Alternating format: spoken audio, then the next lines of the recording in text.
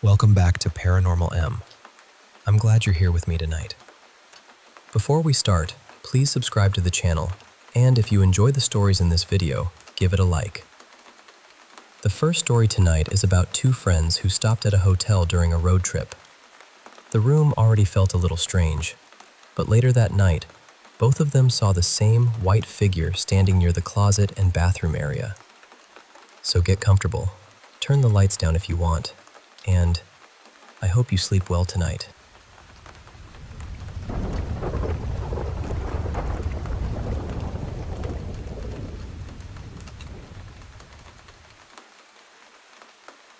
I want to tell you about something that happened while my friend Mara and I were on a road trip. We had been driving for hours, and by the time we finally stopped at a hotel for the night, it was close to midnight. We were tired, a little wired from the road, and honestly just grateful to have a bed. But as soon as we walked into the room, both of us got this uneasy feeling. The room was on the ground floor, and it had two doors. One opened into the hallway, and the other opened straight outside toward the parking lot. That alone already made me feel a little exposed. When we came in through the hallway door, the bathroom was on the right, and this open closet area was on the left. The room had one of those swing bar security latches on the door, but the part it was supposed to hook into was broken. The little catch plate was missing. We still swung the bar across anyway, even though it did not really lock anything properly. I guess it just made us feel slightly better. There was still a key card lock, so we told ourselves it was fine. After we settled in, we got into the same bed and stayed up late playing games on our phones. It was around 2:30 in the morning by then. All the lights were off, the TV was off, and the room had that strange, heavy quiet that hotel rooms get in the middle of the night. Earlier, we had each taken a small edible. Nothing intense, just 10 milligrams each. We had done that plenty of times before, and neither of us felt out of control or anything, just a little relaxed. While we were playing, Mara made some joke about how creepy the hotel felt. Then she glanced toward the front door, near the bathroom and closet area. I looked too, and I saw something standing there. At first, I tried to talk myself out of it. I told myself it was just shadows, or my eyes adjusting, or my brain filling in shapes because the room was dark. But I could not stop staring. It looked like a tall white figure standing in the doorway area near the closet. It was not exactly clear, because I am nearsighted and did not have my glasses on, but I could make out enough. It had this long head and very long arms. It did not feel like I was looking at a normal person. That was what scared me most. I kept telling myself, no, that is nothing. That is just your mind being weird. So I looked back down at my phone and tried to keep playing. Then Mara said, kind of joking, kind of not, "Do you also see the person standing over there?" My stomach dropped. I looked at her and realized she was scared too. She turned on her phone flashlight and pointed it toward the closet and doorway. The figure disappeared. Then she turned the flashlight off, and it was there again. That was when we turned on the bedside lamp. We both started talking at once, trying to explain what we had seen without feeding each other details. Mara said it looked to her like someone wearing a long, oversized white hotel robe. I said it looked tall and pale, with strange long limbs and a dark, stretched-out face. Before we went too far into describing it, we both decided to draw what we saw, separately, just to see if we were imagining the same thing. When we compared the drawings, they matched. Both of us drew this opaque white figure, a little taller than the clothes rod in the closet, with long arms and a long, shadowy face. Mara does not really believe in ghosts or anything like that, but even she said it did not look transparent. She said it looked like someone was actually standing there. And that was exactly how it looked to me, too. We tried to be logical. We talked about every possible explanation. Maybe it was light from the hallway. Maybe it was shadows. Maybe it was the edible, even though neither of us felt very high. Maybe our brains had both turned the same random shapes into the same figure somehow. Then Mara suggested I put on her glasses and we turned the lights off again, just to check. I did not want to do it, but I also wanted proof that it was nothing. So I put on her glasses. We turned the lights off and waited for our eyes to adjust. This time, I saw nothing. I could see clearly into the closet. I could see the pole, the hangers, the wall. There was no figure there. But somehow that made me feel worse. Because it did not feel like, great, nothing was ever there. It felt like something was there, and now it moved. We turned the lights back on, and Mara said she did not see anything either. The figure was completely gone. That scared both of us even more, because we had both seen it before, and now we both saw nothing. After a while, we calmed each other down. We kept repeating that it was probably our eyes playing tricks on us. Eventually, we turned the lights off again and went back to our game, mostly because we did not know what else to do. But then I started seeing something from the corner of my eye. It looked like that same figure was peeking out from the left side of the doorway, near the bathroom. I tried so hard to ignore it. I told myself, "You are scared now, so your brain is looking for it. Do not give it power." Then Mara laughed nervously and said, "I know this is probably just my eyes, but I keep seeing something peeking its head out from the bathroom area." I do not think I have ever felt fear like that in my life. I told her, "I see it too." And we both completely lost it. Again, we tried to reason through it. We blamed the edible. We blamed the dark. We blamed the hotel lighting. We blamed tiredness. We blamed anything that sounded more normal than what it felt like. At one point, I got enough courage to check the whole room. I looked around the bathroom, the closet, near the doors, everywhere. There was nothing there. Eventually, somehow, we fell asleep around 3:30 in the morning. The next morning, we packed up and left as fast as we could. While we were driving away, Mara casually said something about me leaving the room during the night. I was confused because I had not left the room at all. She said the swing bar latch on the hallway door was open in the morning, and she assumed I had gotten up and opened it. But I did not. I know I did not. And I watched her close it the night before. She swore she had not touched it after that. So we were left with this horrible little detail that neither of us could explain. I still do not know what we saw in that room. Maybe it was our minds playing tricks on us. Maybe it was the dark, the tiredness, and the weird layout of the room all mixing together. But part of me keeps thinking about that white shape by the closet, and the way it disappeared when the light hit it, and the way we both saw it, and the latch being open in the morning. I have tried to make it make sense, but honestly, I still cannot.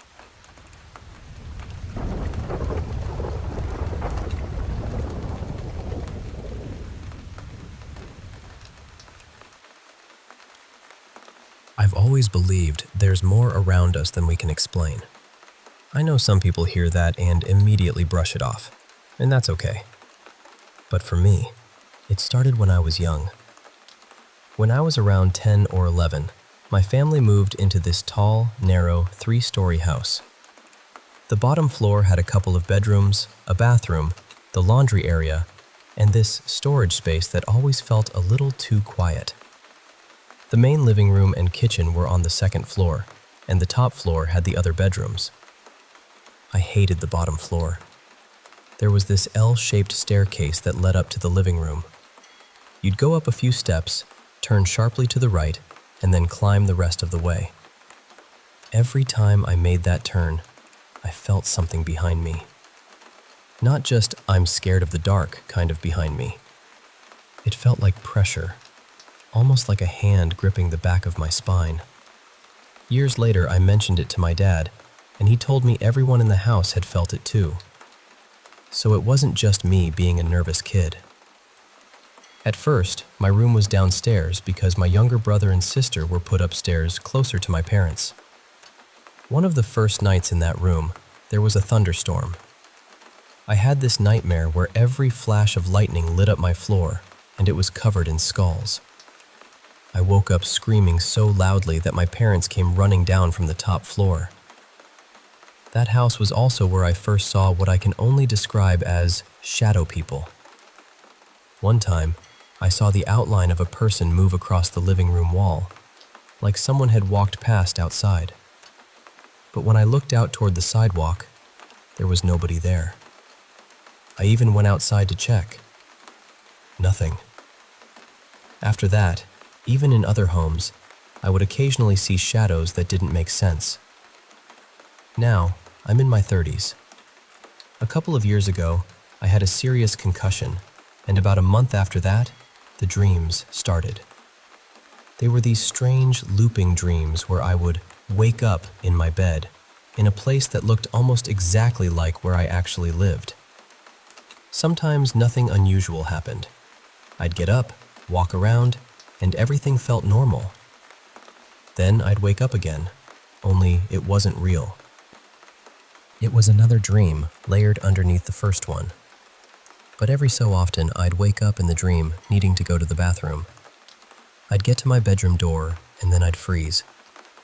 There would be this black, static-looking mass standing there. I started thinking of it as the entity because I don't know what else to call it. It wasn't shaped clearly, but it felt aware. Heavy. Wrong. The worst part was waking up for real afterward and not being sure I was actually awake. I'd have to ground myself, touch things, look around, and convince myself that this time I was really back. For a while, maybe 6 months or so, I didn't see it again. Then the dreams returned. This time, I didn't even make it out of bed before I saw the entity. It was standing in the bedroom doorway. My partner was beside me in the dreams, and I remember trying desperately to move toward her, trying to wake her up or get her attention. But I couldn't move properly. I was frozen with fear, and in the dream, my body started convulsing, almost like I was having a seizure. When I woke up, I asked my partner if I had been shaking in real life. She said no. It was only happening inside the dream. Another stretch of months passed, and then it came back again. This time, the entity was closer. It changed positions each time. Once, I woke up in the dream and instantly knew it was behind me. I couldn't see it at first, but I could hear this strange TV static sound. I could feel this energy coming from it, like the air itself had gone electric. Another time, I rolled over expecting to see my partner beside me, and instead, the entity was there. That was when I started realizing, inside the dreams, that I was dreaming.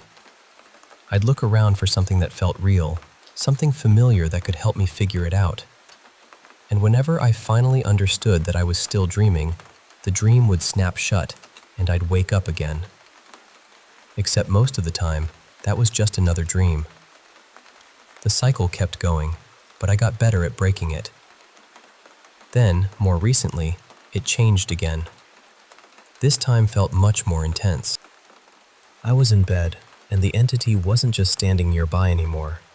It felt like it was controlling my body. I don't know if I'd call it possession. It didn't feel exactly like that. It felt more like something outside of me was trying to move me, like it had its hands on invisible strings. I'm not a religious person, but in the dream, I started praying. I was making the sign of the cross over my chest, over and over.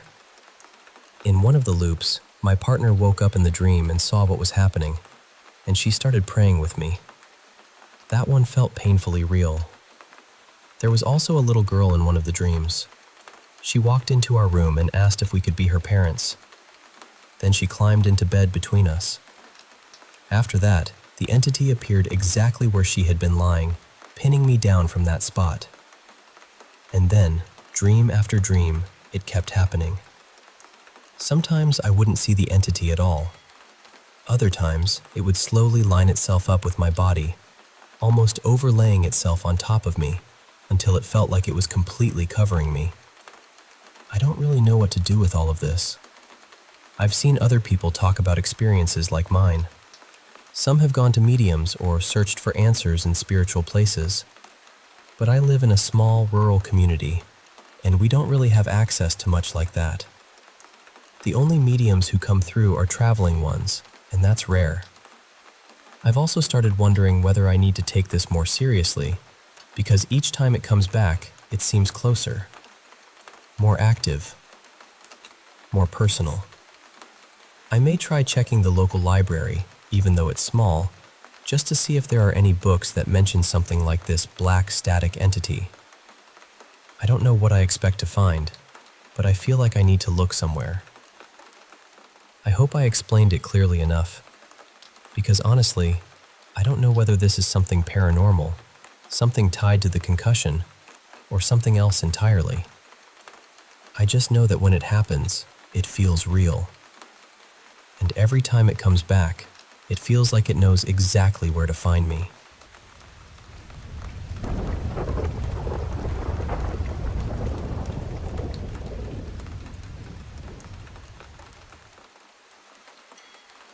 You know, I still remember this one Holi from last year. It started so casually, the way these things usually do. 3 of us friends made a plan that day. We thought, let's try bong. 2 of my friends called me over to one of their flats in Model Town, Delhi.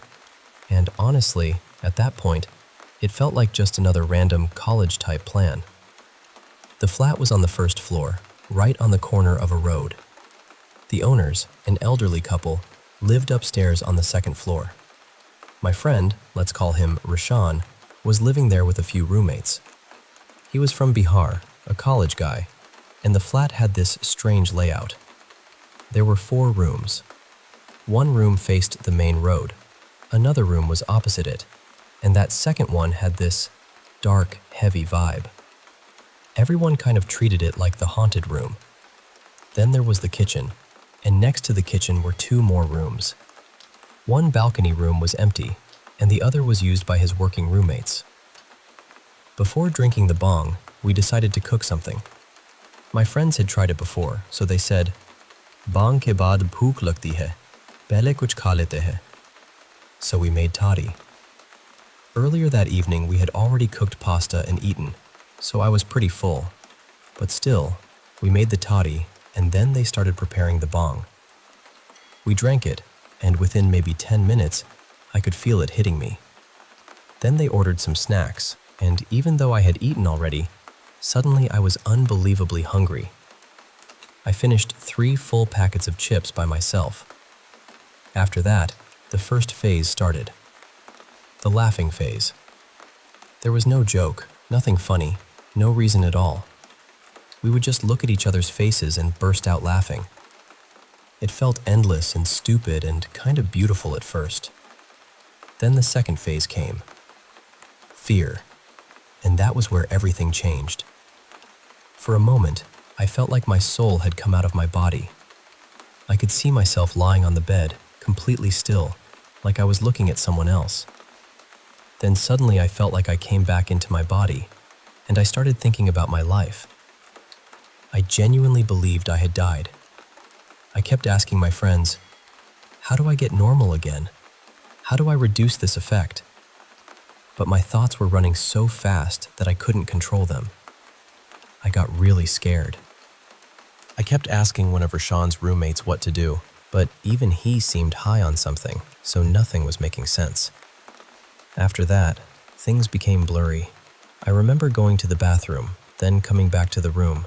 Everyone was sitting down to eat, and all of us were completely gone in our own heads. At one point, I started calling myself Satan and laughing, but inside, I was terrified. Then I began seeing this dark aura around the room.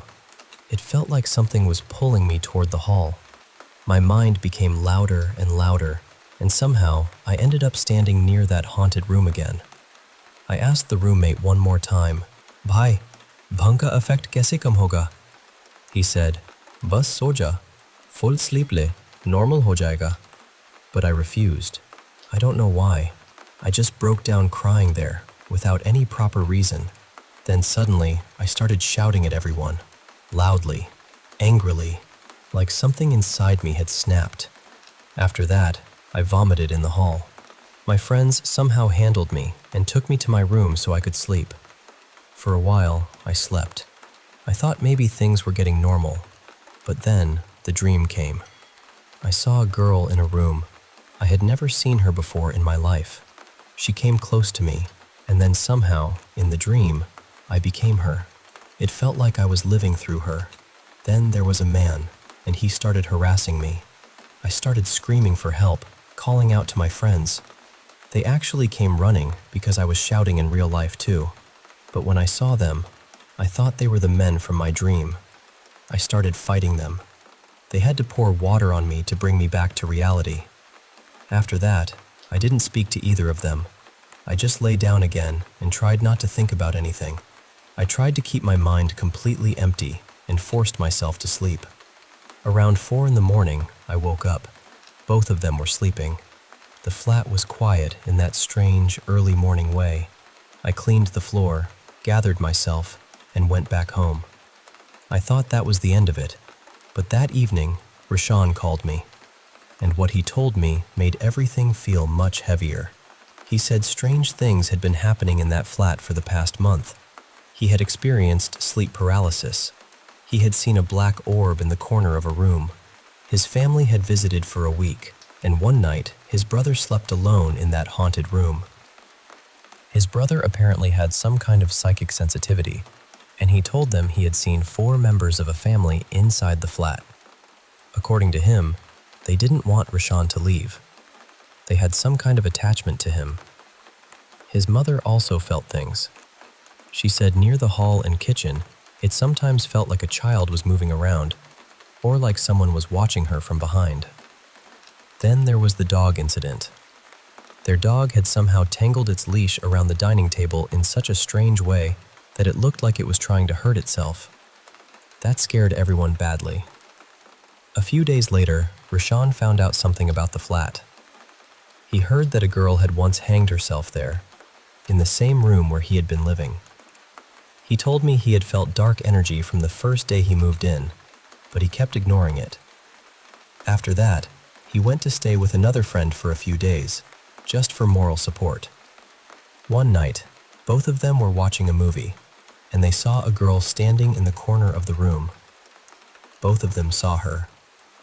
That was the night they finally decided to leave the flat.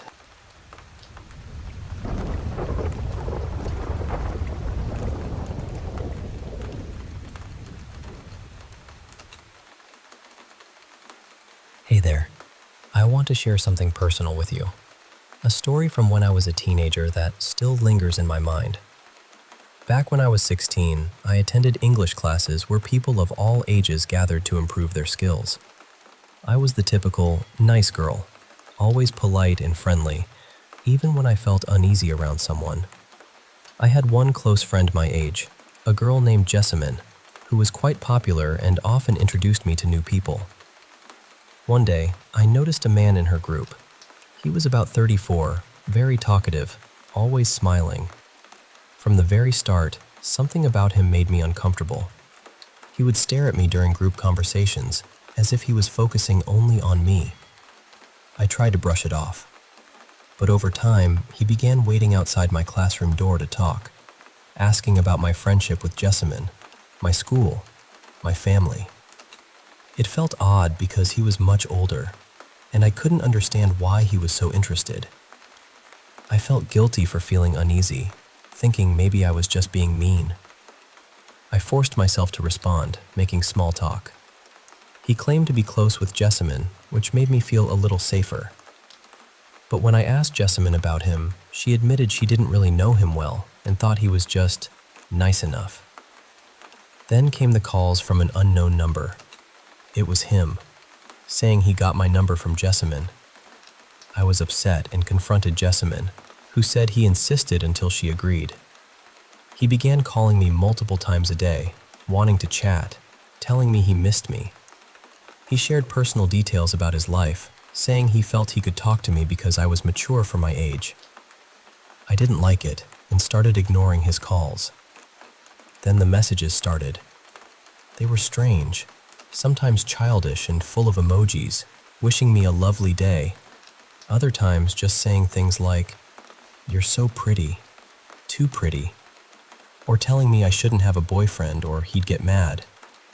I showed the messages to Jessamine and told her I didn't want any contact with him anymore. She promised to help. I changed my routine, arriving late to class, leaving immediately after to avoid him. But I could feel his eyes on me, like it was some twisted game to make me uncomfortable. He stopped talking to Jessamine and others, but continued messaging me, saying, "I miss you," or "Why are you so busy?" Eventually, I blocked his number. I thought it was over, but one day, outside school, he appeared suddenly, smiling, asking why I wasn't answering. He invited me for coffee at his place. I said no and went inside, pretending to study until he left. He lingered for over an hour. Fear took hold. After that, he became more aggressive, mocking me in the halls, sending explicit messages on social media, commenting on my pictures. I blocked him everywhere but felt his gaze constantly. One day, as I walked home alone, a car pulled up next to me. It was him. He offered a ride, saying he knew where I lived. I said no and quickened my pace. He grew angry, his expression dark and menacing. I ran into a nearby shop and waited until he left. Terrified, I asked my mom to change my class, though I never told her why. I felt ashamed, like I was to blame. The semester ended without incident, and I hoped it was truly over. But 2 years later, when I started university, he returned. He created new social media accounts to message me, pretending nothing had happened. I blocked every account without responding. Then, one day, I saw him across the street from campus, watching me. I quickly caught a bus to avoid him. The following week, he showed up at the cafeteria, introducing himself to my friends as if we were old pals. I was frozen with fear. When I pulled him aside and asked him to leave me alone, his expression turned dark again. He said hurtful, twisted things, and I ran back to my friends in tears. After that, he disappeared from my life. I never saw him again. Even now, at 28, I think about him sometimes. I don't have social media anymore and avoid posting photos because I'm afraid he might see them. But sharing this with you today helps me remember that listening to our instincts and speaking out is important. If you ever feel that uneasy feeling, trust it. You don't have to face it alone.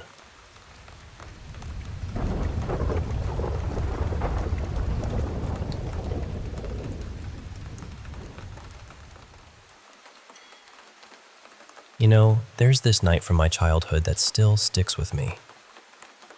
I was around 11 back then. Now I'm 26, and it was late at night. I was downstairs watching TV with my mom and sisters. Eventually, everyone headed off to bed, leaving me alone in the living room. I was just starting to drift off when suddenly, there was this loud banging on our front door. I mean, someone was pounding like they really needed to get in. I froze, staring at the door, heart pounding. My dog, who usually barks at any noise, just laid quietly beside me, staring at the door too. That was odd. The banging went on for what felt like forever, maybe a minute or two in reality. When I finally moved a bit, my dog snapped out of it, gave me a quick look, and ran to the door. But still, no bark, just this confused head tilt. Summoning all my courage, I peeked through the blinds. There stood a young woman, probably in her early 20s, blonde hair tangled and messy, her white skin stained with blood. She was clutching her left breast. It was still attached, but she was holding it like she was trying to keep it from falling. Her shirt was torn, and she looked terrified. I was about to open the door when my mom suddenly appeared behind me, slamming her hand on the door and locking it back up. I hadn't even noticed her come down. It was like she brought me back to reality. The reality that you just don't open your door to strangers in the middle of the night. I looked up at her, eyes wide, maybe even tearing up a bit. She gently moved me away from the door and called out, "Who is it?" The woman shouted back that her boyfriend had beaten her and they lived in the apartments across the street. Now, we lived in a cul-de-sac with townhouses, and our place was at the very end. The apartments she pointed to were quite a distance away, which made me wonder even more. Mom asked her name. She said something like Bethany or Stephanie. I can't remember exactly. After a moment's hesitation, when she pleaded, "Please help me," Mom unlocked the door just a crack and stepped outside, keeping it mostly closed. I followed, keeping an eye on her. Bethany kept thanking my mom, asking if she could come inside because she was scared her boyfriend might come after her. But Mom explained she couldn't let her in. She had 4 kids to think about, but said she'd stay outside with her. She told me to grab the phone and call the police, which I did. Mom started asking for details, like the exact unit she lived in. Bethany pointed toward an apartment, gave a building number and unit letter. Not long after, a silver SUV pulled up. Bethany ran to it yelling, "That's my sister!" and jumped in. The car sped off without a word from either of them. Mom looked at me, confused, and we went back inside, locking the door tight. We sat there for a while. I asked Mom about the police. She said she'd wait downstairs for them if I wanted to go to bed, but I was too scared to leave her alone. When the officers arrived, Mom told them everything. They said she did the right thing by not letting the woman in. Here's the weird part. My dog never barked once during all of this, only when the police knocked on the door. The officers mentioned there had been similar calls in the area recently. The next morning, when we drove past those apartments, the unit Bethany pointed to looked empty. No signs of anyone living there. No furniture, nothing. Her boyfriend never showed up, and we never saw Bethany or that SUV again. If you're out there, Bethany or Stephanie, I hope you're okay if that was real. But if it wasn't, well, please don't ever knock on my door again.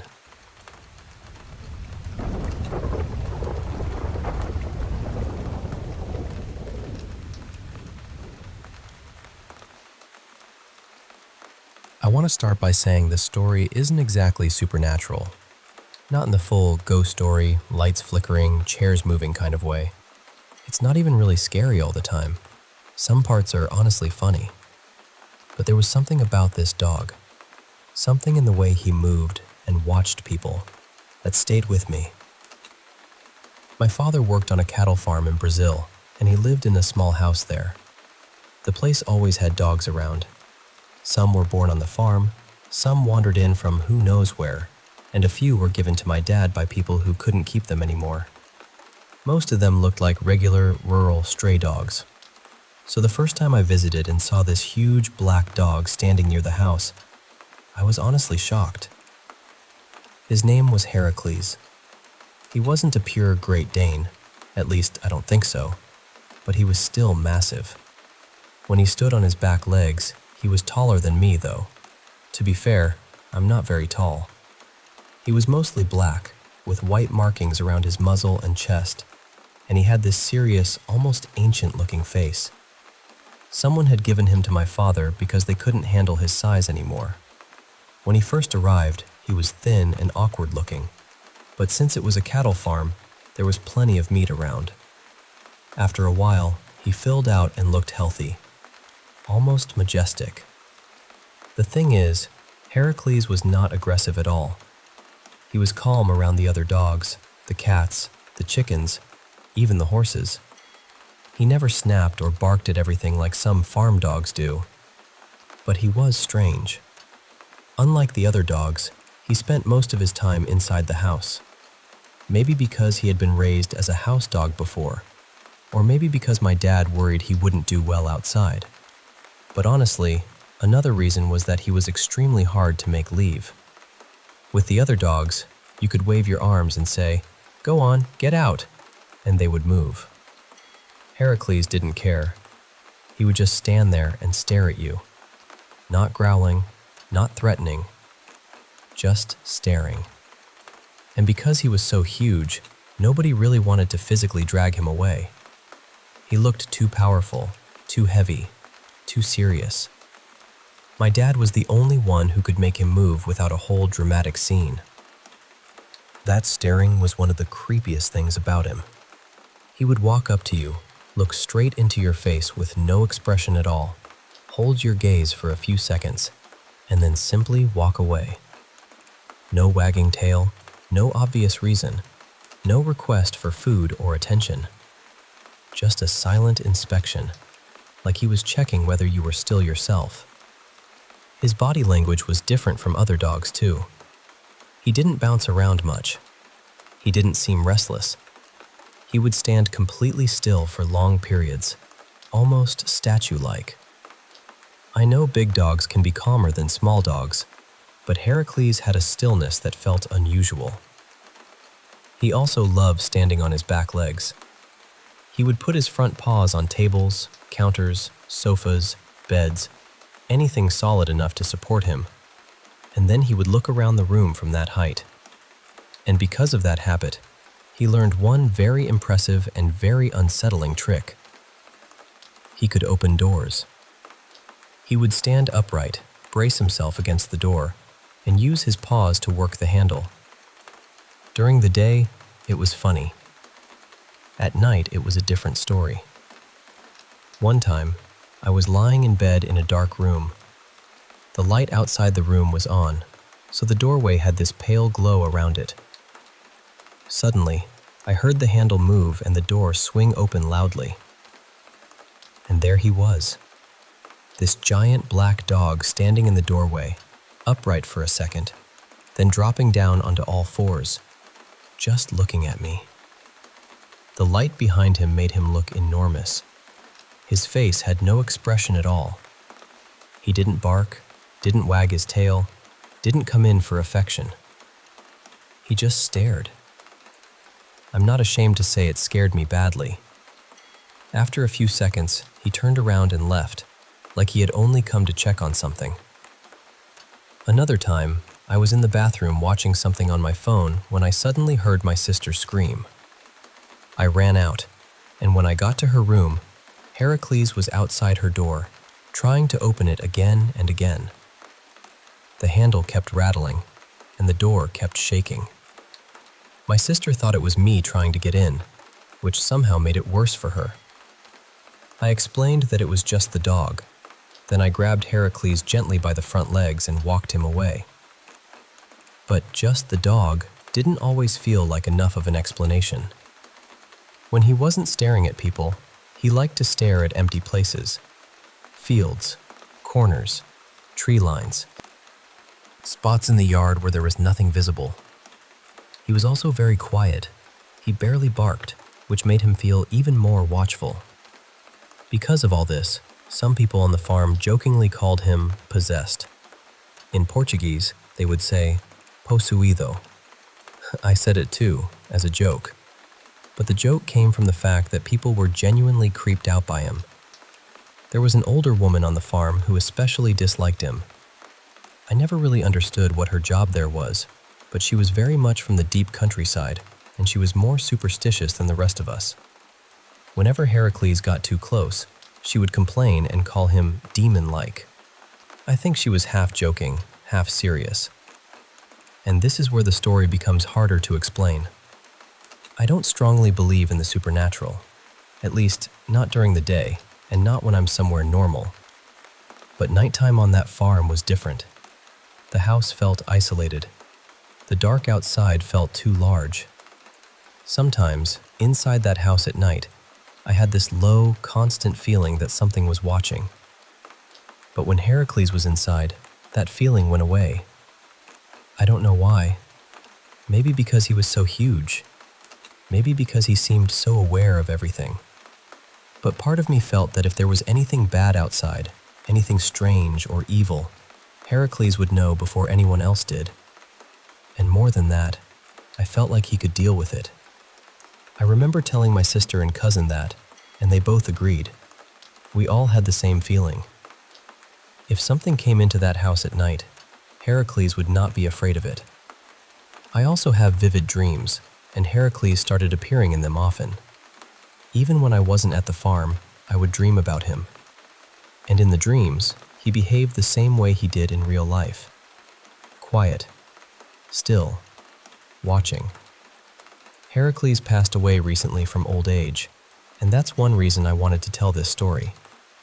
In a strange way, it feels like honoring him. But there is one last thing I think about a lot.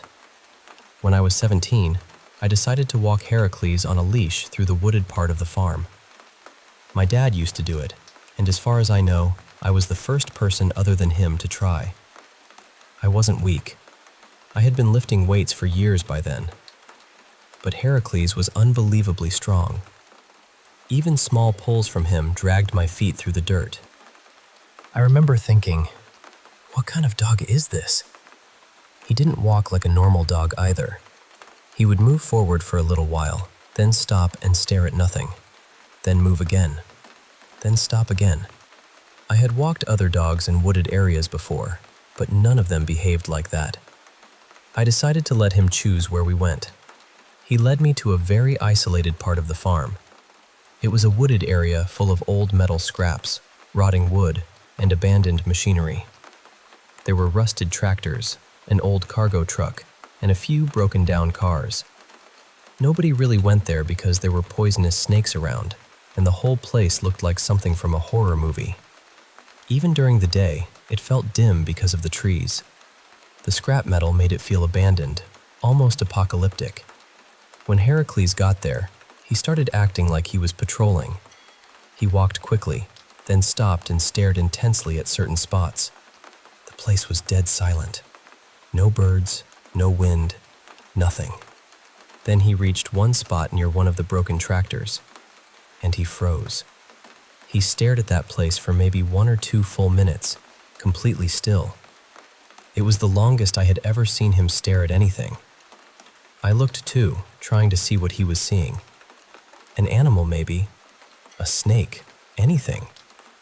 But there was nothing there. Still, I felt something. I don't know how to describe it, but it felt like we were both focused on the same invisible thing. Like he had brought me there for a reason, and I was supposed to understand. My heart started beating faster. Not because anything happened exactly, but because nothing happened. That was the strange part. The silence, the stare, the old tractor, the feeling in the air. Eventually, Heracles stopped staring and continued walking around the area.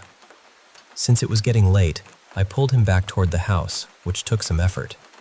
Later, I found out that years before I was born, some bad things had happened on that farm. People had died there, which maybe isn't shocking because the farm was old. But one of the more recent deaths had been a tractor accident. I don't know which tractor it was. I don't know if it was the same place. But when I heard that, I immediately thought about Heracles standing still in that scrapyard, staring at that empty spot near the broken tractor. And I felt chills go down my spine.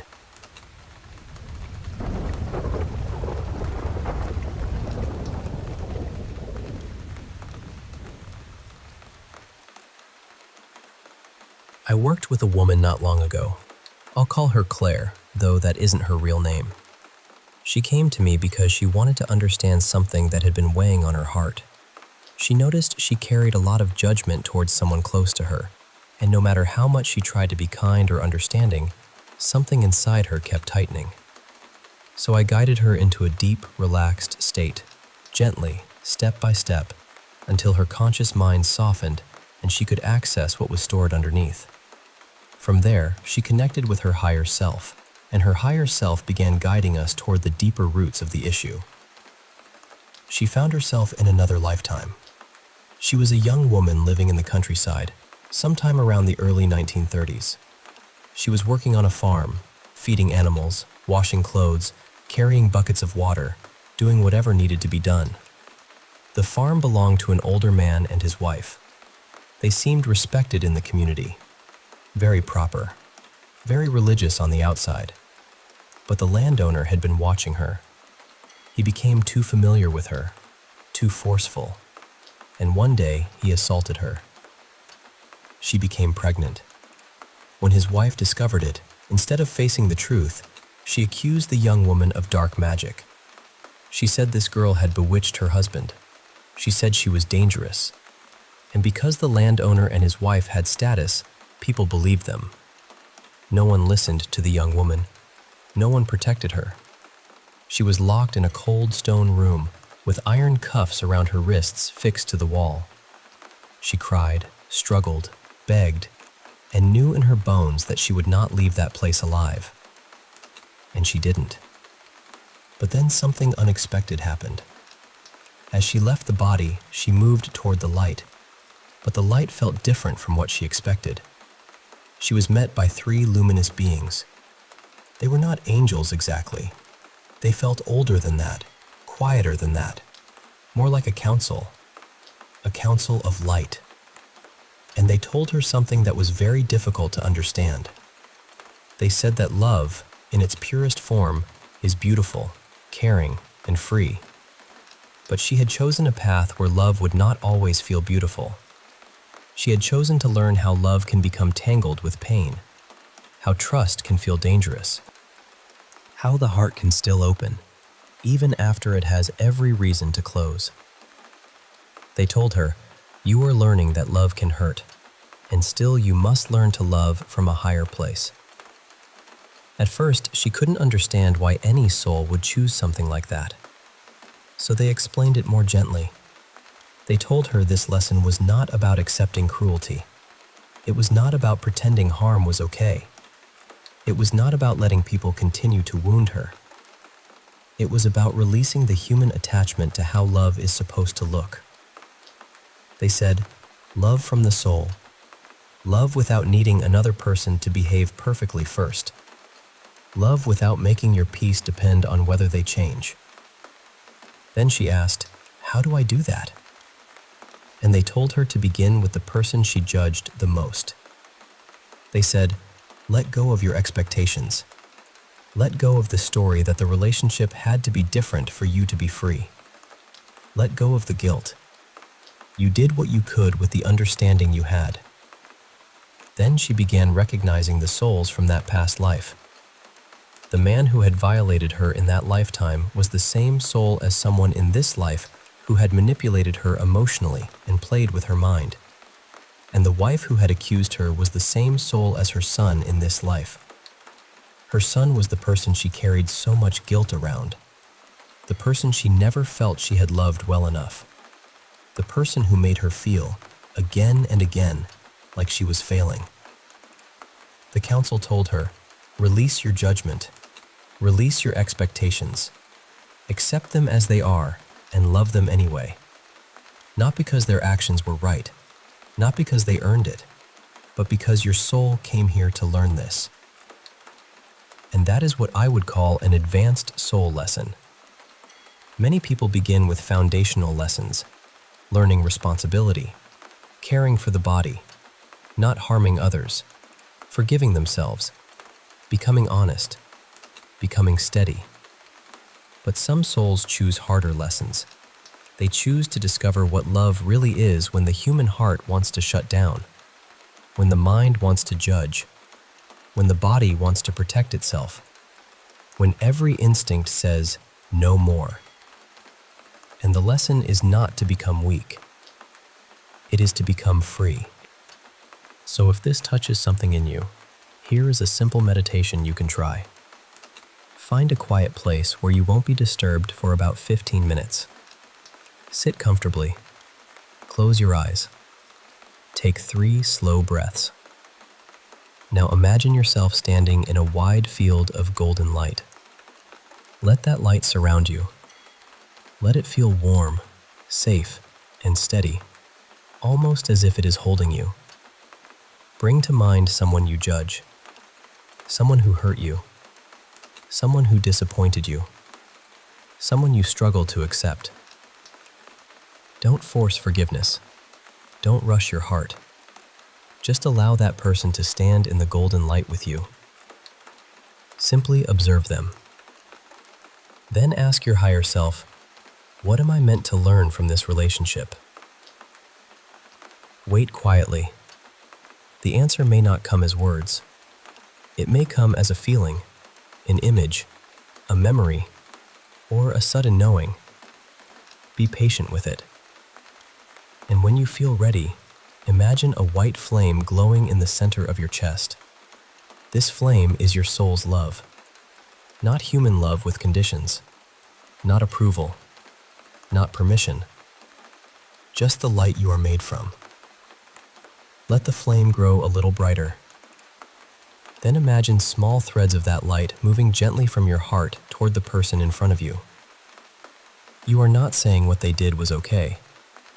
You are not excusing the pain. You are simply allowing your own light to flow again, without letting judgment block it.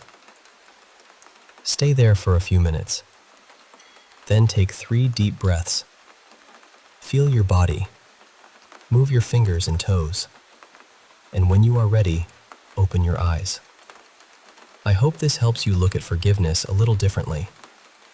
And maybe, gently, you can ask yourself, who is the person your soul is learning to love without losing itself?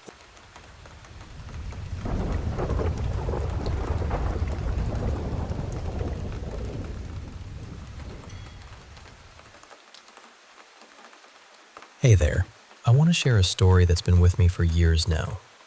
One that's both unsettling and deeply personal. It all started about 25 years ago when I was looking for a place to rent with my 2 little girls.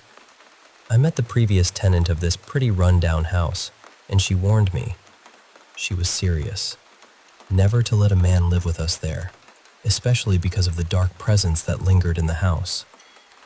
At the time, I thought she might just be upset or exaggerating. After all, we needed a home, and I'd faced tough situations before. So I rented the place, only to realize later that her warnings were more than just stories. Picture this. Our bedroom was cozy but cramped. I slept on a full-sized bed pushed against one wall. My girls had a single bed on the opposite side, and nearby were the living room door, a closet, and a crib. Night after night, strange things happened. We'd see light flicker beneath the door, like someone was standing there, watching. But no one was ever there when we checked.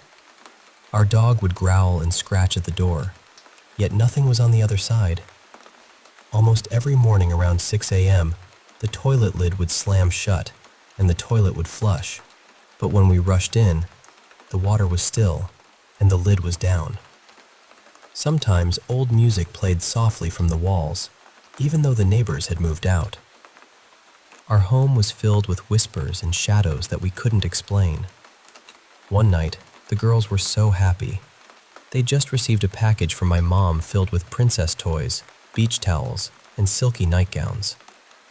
After their bath, they put on those nightgowns and begged to wear them to bed. I tucked them in, dimmed the lamp, and sat reading nearby. Then, the covers started to slide off them, again and again. At first, I thought maybe my oldest was just kicking them off, but when I looked closer, she was perfectly still. The covers moved as if pulled by invisible hands. My heart raced. I told whoever or whatever it was to stay away from my girls, but the covers were yanked from my grip, and my youngest daughter began screaming as if in pain. I threw myself over them, shouting for the presence to leave. We huddled together all night after that, and from then on, the girls never slept alone in that house again. There were times when I saw something. A little boy, maybe 8 or 9 years old, with sandy blonde hair and a gentle smile. I felt such sorrow and love from him, and I knew he'd suffered. Later, I learned that there might have been a tragic story of a boy who died there under terrible circumstances. I wish I could have helped him find peace. One day, after a grocery trip, I came home to find the front door locked, and my girls were terrified, clutching my shirt. We heard footsteps and a child running around, but no one was there. Then, I saw handprints fogged on the glass door. Crescent moons, just like a child's might leave. That image has stayed with me all these years. Living there was a challenge, filled with moments of fear and mystery, but also love and protection. I learned that sometimes the unseen world reaches out in ways we don't expect, and all we can do is hold on tight to those we love and stand strong. Thanks for listening to my story.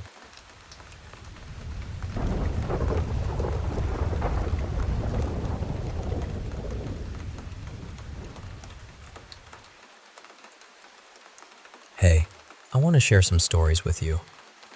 Real experiences where things felt just off. You know that gut feeling you get when something's not right? These tales all have that vibe, and maybe you felt it too. First, there was a time I worked at this old theater, right? Beautiful place with history in every corner. But man, it felt haunted. There was this one seat in the balcony, always kept down, reserved for a ghost named Abigail. One day, while painting sets, I felt compelled to look up, and there she was, sitting quietly in Victorian clothes, watching the stage. She never threatened me. In fact, it felt comforting, like she appreciated the art and the energy. But it wasn't all friendly. The basement was a whole other story. Dark, musty, and full of shadows that played tricks on you. One time, the trapdoor slammed shut behind me, and I screamed. Turns out the ghost light bulb had gone out, that little light left on to welcome theater spirits. When it was fixed, the eerie feeling lifted. It reminded me how much we need to honor the past, even the unseen parts. Then there was the time I had a roommate who turned out to be, well, a little unhinged. We met through a listing, and at first, all seemed fine.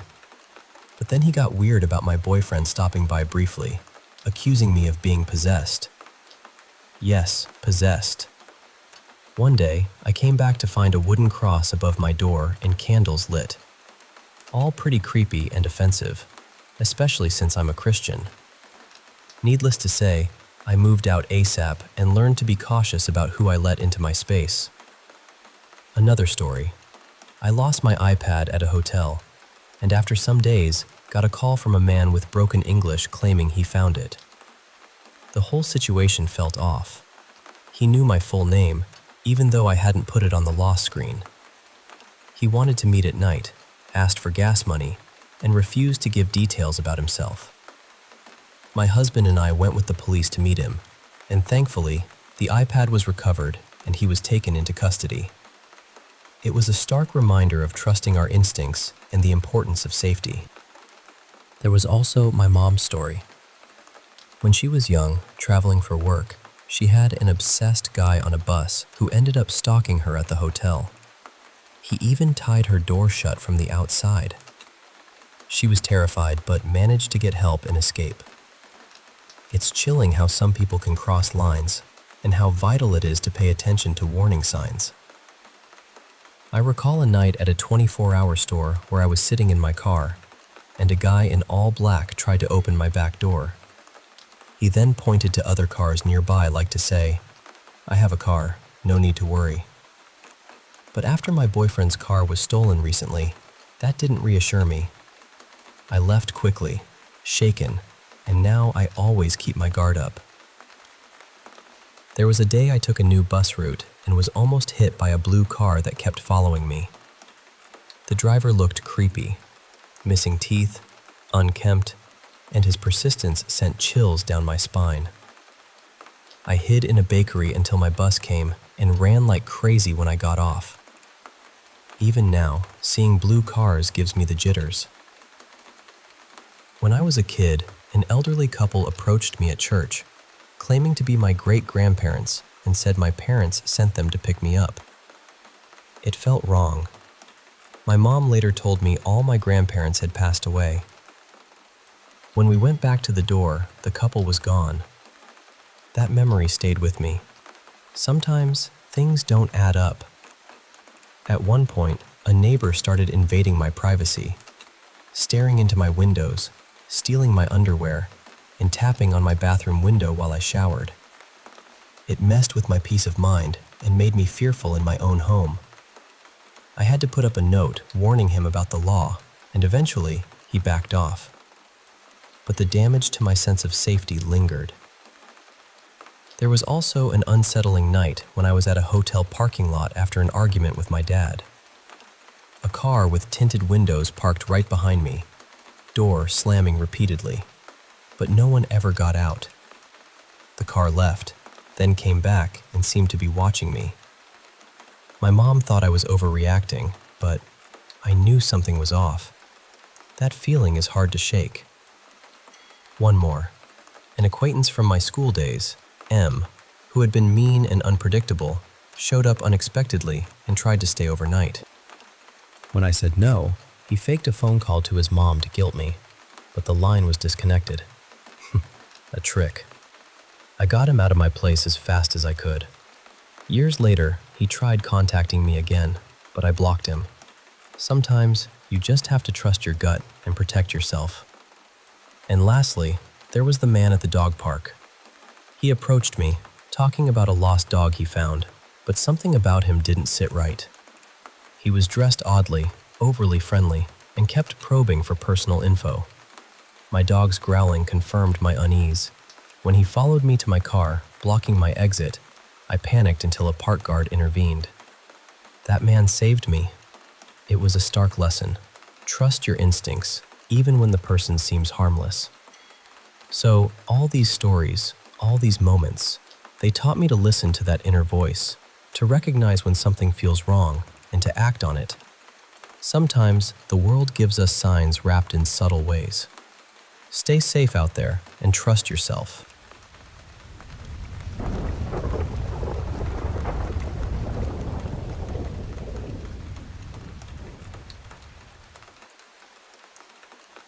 Hey there.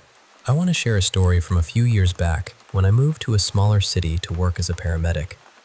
The city wasn't huge, maybe around 80,000 people, but it was rough around the edges because of the booming oil industry nearby.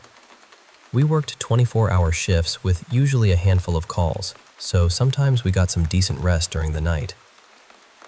One cold January night, my partner, who was an EMT basic named Mike, and I got called to a nearby town around 2 a.m. The dispatcher told us a neighbor downstairs heard someone screaming for help, but that was all the info we had. We headed there quickly with lights flashing. When we arrived, police and fire were already on scene, and the woman who called 911 was there too. She pointed us to the apartment where the screaming came from. At first, we tried knocking, but no one answered. The fire department was ready to force the door when the landlord showed up with a key. As we entered, the place was pitch black and smelled terrible. The kitchen and living room were buried under 5-foot piles of garbage and clutter, barely leaving a narrow path to walk through. The police went down the hallway toward the bathroom and bedroom. When one officer opened the bathroom door, he just stood there and said, "She's in here." I stepped inside first. The bathroom was strange, dimmed by a pale yellow light from an old-style bulb that gave off a weird, almost eerie feeling. The room was empty, except the sink was filled with dozens of makeup bottles, some leaking and spilling powders and liquids everywhere. Then I saw her. An elderly woman lying naked in the bathtub, curled up on her side with water nearly up to 8 inches. Her skin was pale, and her face was partly submerged. I checked for a pulse, but before I could get a good feel, she suddenly shot up like a wildcat, screaming and covering herself. Everyone else bolted out, leaving me standing there, stunned. I tried to calm her down, explaining who we were and why we came. She claimed she soaked every morning to ease joint pain and denied screaming or needing help. I asked about self-harm and mental health, but she was coherent and refused any care, so I had her sign a refusal form and left. As we stepped outside, I burst out laughing from the shock, and soon everyone was chuckling nervously. My partner later told me all he remembered was hearing me yell and sprint out. Fast forward about 3 months. I was working with a different partner, and we got a call for a welfare check on the same woman. As we pulled up, my heart sank. Same building, Same nightmare. The officers explained that a friend at a nearby gas station hadn't seen her in weeks, and there was a strong, awful smell coming from the apartment. The landlord was unreachable, so we called fire to force entry again. Inside, the garbage was worse, and thousands of flies buzzed around. The smell hit us like a wall. An officer opened the bedroom door and motioned me over. There she was, lying on her back between two massive piles of trash, her body in an advanced state of decomposition. Her skin was paper-thin, blackened and peeling, with bones visible through the cracked flesh. Her eyes and lips were gone, replaced by crawling maggots. It was like something out of a horror movie. I had to catch myself from gagging. We suited up with protective gear and carefully cleared a space to move her. But as we lifted, the skin stuck to the carpet and peeled away from her body, revealing thousands of maggots underneath. It was heartbreaking and disturbing. We managed to place her in a body bag and took her to the funeral home as quickly as possible. Looking back, we think she passed away sometime shortly after that first visit, and that call might have been the last time anyone really saw her alive. It's a story that stuck with me, a reminder of the strange, sometimes tragic lives people lead, and the unexpected moments we encounter in this line of work.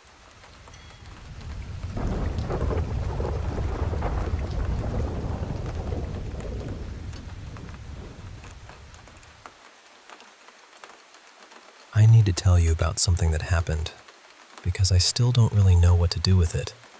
Over the weekend, my boyfriend Mason and I went out driving through the back roads. Nothing fancy, just one of those long, dusty drives where you lose signal. The roads get quieter, and everything starts to feel a little removed from real life. And all day, before anything strange happened, I kept having these random images pop into my head. Not thoughts exactly, more like little flashes. I kept seeing a porcupine I'd seen years ago.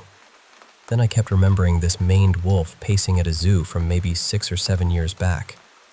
And then there was this turtle shell pattern, but not a flat little pond turtle kind of shell. It was rounded, domed, almost like a tortoise. At first, I didn't think anything of it. I figured my brain was just digging through old memories for no reason. That happens, right? Then the weird little coincidences started. Mason and I were talking about Ford excursions because I need a new car, and he was telling me about them. They haven't made those things in forever, so he said he hardly ever sees them anymore. And then, out in the middle of nowhere, at this tiny country gas station, there one was. He was shocked. I didn't really understand how rare it was, so I just laughed it off. Coincidence. No big deal. Later, out of nowhere, Mason said, "You know, I like Australian accents."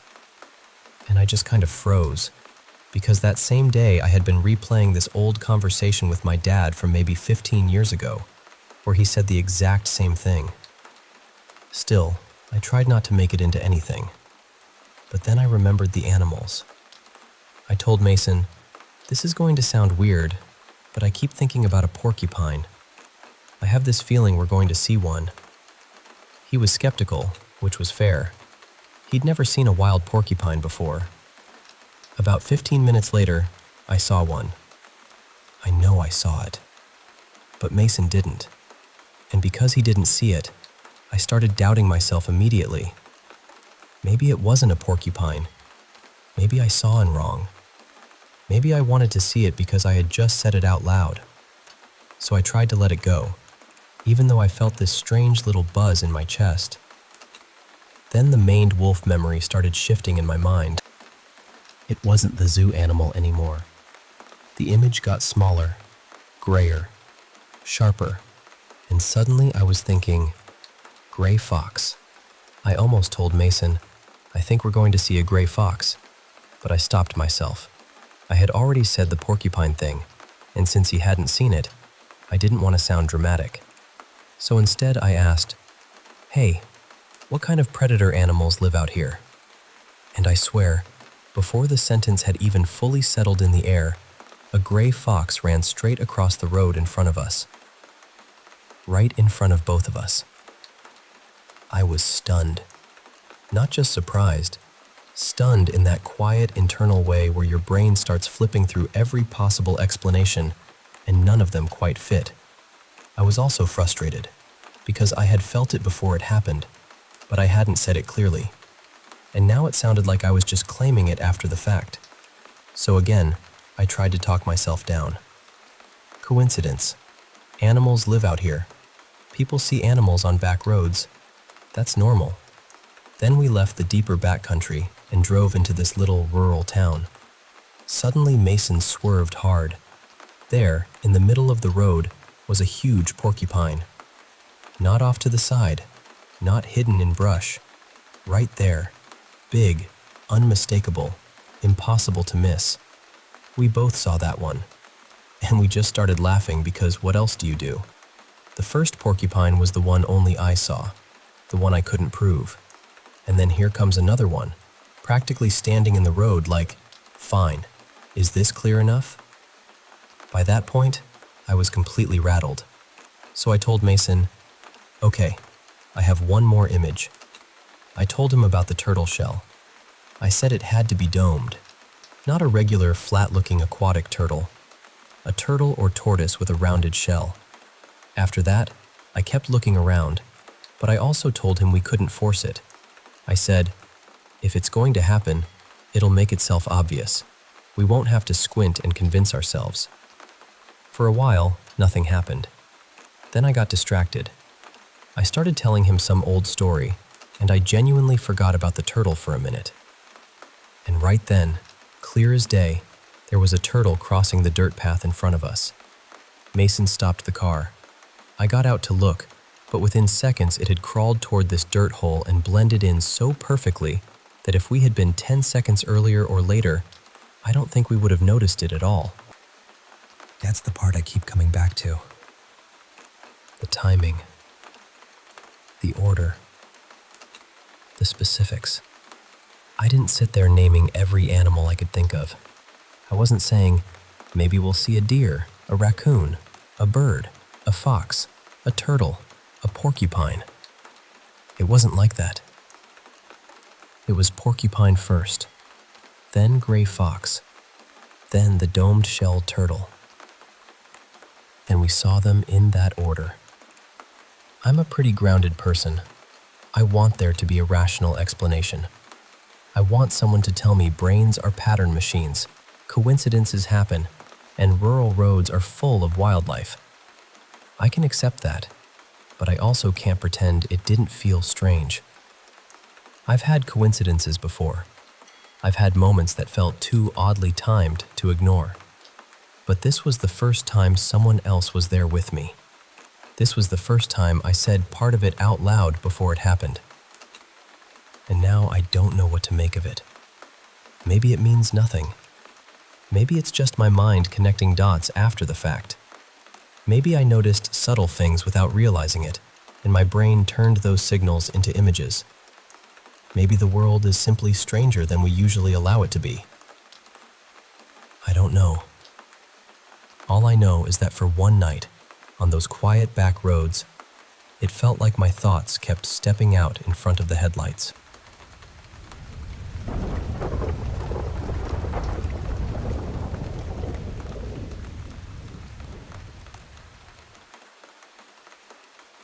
Hey, I want to share a story that stayed with me for over 2 decades now. About 20 years ago, my good friend, let's call him Mark, and his wife Linda were caring for Linda's dad, Felix. They took care of him completely, helping him every day, especially since he had some health challenges like incontinence.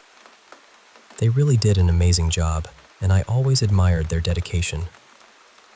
One morning, Mark went to check on Felix as usual, but this time, Felix had passed away during the night. It was a tough moment. Back then, I worked helping families with cemetery arrangements, so I stepped in to help Mark and Linda prepare for Felix's final resting place. I didn't even take any commission. I just felt it was the right thing to do for them after everything they'd done for Felix. We held the service about a week later, and I was honored to officiate. It was a beautiful ceremony, filled with friends and family giving Felix the farewell he deserved. Afterward, we all rode back together in the limo provided by the funeral home, just sitting quietly and reflecting on everything. Then Linda noticed there was a message on their answering machine. Yeah, this was back in the days of landlines and answering machines. The timestamp on the message was exactly 11 a.m., the same time as Felix's graveside service. At first, we thought maybe someone who missed the service left a condolence message. But when we played it, every one of us just froze. There were 5 of us there: Mark, Linda, me, my brother James, and a neighbor friend. The background was noisy, like a room full of people talking, but then you could hear Felix's voice, clear as day. He said, "Please do not follow me." And then the message ended. We were all stunned. What could it mean? Was he warning us not to follow him into death? That didn't make sense. Maybe not to repeat his mistakes. He had a rough past, even a brief prison stay. But Linda always believed it meant one thing.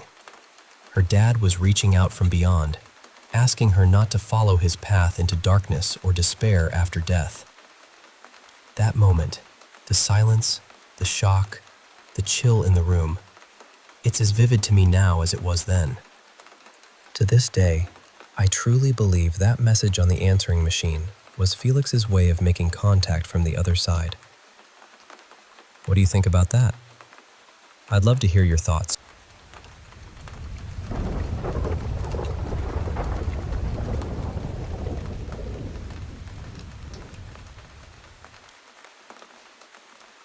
I've had a few experiences in my life that I still can't fully explain, but this one stayed with me in a way nothing else ever has.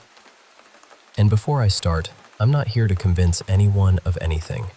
You can believe in the paranormal, or you can think there's always a rational explanation. That's completely fine. I'm just telling you what I felt that day, because even now, years later, I remember it with frightening clarity. In my family, we've always been quite sensitive to things you can't really see. Some of us pick up on atmospheres very strongly. Sometimes we sense things before we understand them. Sometimes we feel presences. It sounds dramatic when I say it like that, but when you grow up with it and you learn how to protect yourself emotionally and spiritually, it just becomes part of your life. At the time, I was in my last year of high school. I was originally from Alsace, and if you know that region, you know how heavy its history can be. That year, our class went on a school trip to Struthof, the former concentration camp. So already, before even arriving, I knew it wasn't going to be an easy visit. It's the kind of place where the air feels different, quiet in a way that almost presses against you. We walked in with the group, and very quickly I noticed the gallows on the left. And honestly, from that moment, the whole atmosphere changed for me. That's when it started. All of a sudden, I felt something on my back. Not pain exactly, not at first. It felt like weight. The only way I can describe it is this. It felt as if I was carrying someone on my back. At first, I tried to brush it off. I thought, maybe I slept badly. Maybe I was tense. Maybe the place was affecting me emotionally and my body was reacting. I really did try to stay rational. But the more we walked, the more I understood that it didn't feel like ordinary back pain. It felt like someone. I had the very clear impression of a man. Someone extremely thin, fragile, exhausted. And the strange thing is, I didn't feel fear. I didn't feel anything aggressive from him. No anger, no threat, nothing like that. It felt more like he was tired, deeply tired.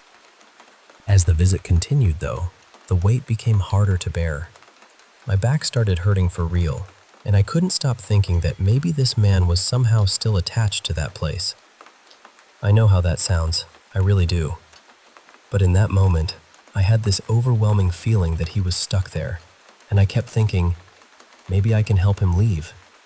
Maybe that's why he came to me. At one point, I called my stepfather. He's a magnetizer, and he's always been very sensitive to these things too. I didn't tell him everything. I didn't say I thought it was a man. I didn't mention that I felt he was very thin. I only told him, since the beginning of the visit, I feel like I'm carrying something on my back. And he went quiet for a second. Then he told me, very calmly, that it could be a former prisoner. He said there was sometimes the presence of a very thin man there, someone who seemed to attach himself to certain visitors during the tour. He told me this man was tied to the land, to the place itself, and that leaving wasn't simple for him. The description matched exactly what I had been feeling, and I hadn't given him those details. That was the moment where I really struggled to stay composed, because I couldn't explain how he knew. During the visit, I even did something almost instinctive. You know that little movement you make when someone is on your back and they start slipping down, so you kind of lift them up again? I did that. And immediately, the weight became lighter. Not gone, just adjusted. It felt as if something had actually settled back into place. I know that sounds absurd, I know, but that is exactly what I felt. He stayed with me through the entire visit.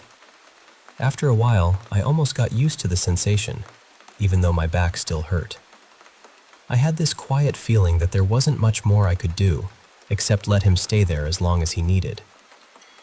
Near the end, I was talking with a friend who also believed in these kinds of things. I had told her what was happening, so she was checking on me now and then. We were speaking normally when suddenly I stopped in the middle of a sentence. I froze, and then this huge wave of sadness came over me. A deep sadness mixed with guilt. Because in that exact moment, I knew he was gone. The weight had disappeared. My back didn't hurt anymore. I couldn't feel any presence. Nothing. I looked at my friend and said, "He's gone." But he didn't follow me out. And honestly, that broke my heart a little. I called my stepfather again right after, and I remember feeling so sad for that man. I had really hoped in some strange way that I could take him with me, that he could leave that place through me, or with me, or because of me. But it felt like he had only walked with me for a while, and then he had gone back to wherever he was still tied. To this day, it remains the most intense experience I've ever had. I'm not saying I know exactly what happened. I'm not claiming I have the truth. But I know what I felt that day, and I don't think I'll ever forget it.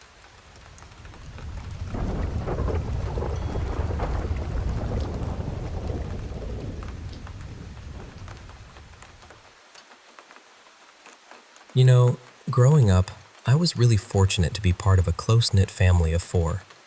My brother and sister were actually living down in Australia at the time, so it was just the 3 of us in this old house that my parents bought. Now, I don't actually remember the very first place we lived in, but the second house? Oh, that one's etched into my memory forever. My parents bought this massive, super old mansion. When I say old, I mean it had these little rooms that were originally slave quarters built into the house. My mom even has some old black and white pictures of the first people who owned it. I should dig those up sometime. Right after they bought the place, renovations started. And that's when things got interesting. The builders who worked on the house? Several of them said it was haunted. One painter outright refused to go back inside after just one day, saying the place was spooky. But there was this one builder who told us he thought the spirits were actually friendly, so he didn't mind at all. Once the renovations were nearly done and we were living there, weirdly, even though 5 of us were in the house, my brother was even sleeping in those old slave quarters. Only my mom and I had any strange experiences. I remember those nights so clearly. I'd lie awake, freezing with fear, hiding under my blanket, praying for morning to come. Almost every night, I'd see these dark, shadowy figures. But the thing was, when they showed up, there was this incredible glow, like nothing I've ever seen before. We lived near an airport, and sure, Planes would fly over sometimes, shining light into the house. But this light was different. It was almost magical, but also terrifying. I was terrified, but looking back, I wonder if it was just me being a little kid. These shadows didn't just stand there. They'd tip over my toy clown, the kind that rocks back and forth and jingles with little bells. It wasn't a big toy, maybe about 6 inches tall. They'd rock it gently and whisper my name over and over, almost like how you'd call a puppy, in this soft, happy voice. Years later, I talked to my mom about this. She'd see what was happening from her bedroom. Our rooms were set up so she could see my door frame from her bed. She'd hear me crying, then see a bright light grow at my door, and just as suddenly, it would vanish, and I'd stop crying, mostly because I was so scared. She'd get chills and sometimes couldn't move when it happened. She also heard a child's voice calling to her when she was on the 3rd floor, while we were all outside playing. This went on for years until we sold the house, which, by the way, was no easy feat when your 7-year-old is running around telling every potential buyer the place is haunted and that the ghosts visit him every night. Eventually, we sold it, and Mom even got a call from the new owners, upset that we hadn't told them the house was haunted. Mom just played it cool and pretended she had no idea what they were talking about. I was so relieved to move to a new place. Another big house, but one much newer. Mom insisted on that. We got all new furniture, TVs, beds, everything except for one thing: my old wardrobe. I didn't realize it at the time, but that wardrobe was the real troublemaker. The hauntings got even worse in the new house. Maybe I was older, so I remembered things clearer, or maybe it was just more intense. I'd have to sleep with a lava lamp on because the shadows would appear all night, not just when I was upset. They'd dance around my room, whispering my name, almost like they wanted me to talk back. Once I said, "Hello?" softly, but that only made the whispers louder and more intense. Eventually, I had to sleep in my parents' room to get some peace. The shadows even started to feel solid. I'd feel weight on my bed, like something was sitting there. One night, I woke up and saw my dad sitting at the end of my bed, fully dressed, just watching me. I asked, "Dad?" He smiled and waved, but didn't say a word. When I reached out to touch him, he vanished, and the weight lifted. It was so strange and scary. Finally, we got a new wardrobe, and the hauntings stopped.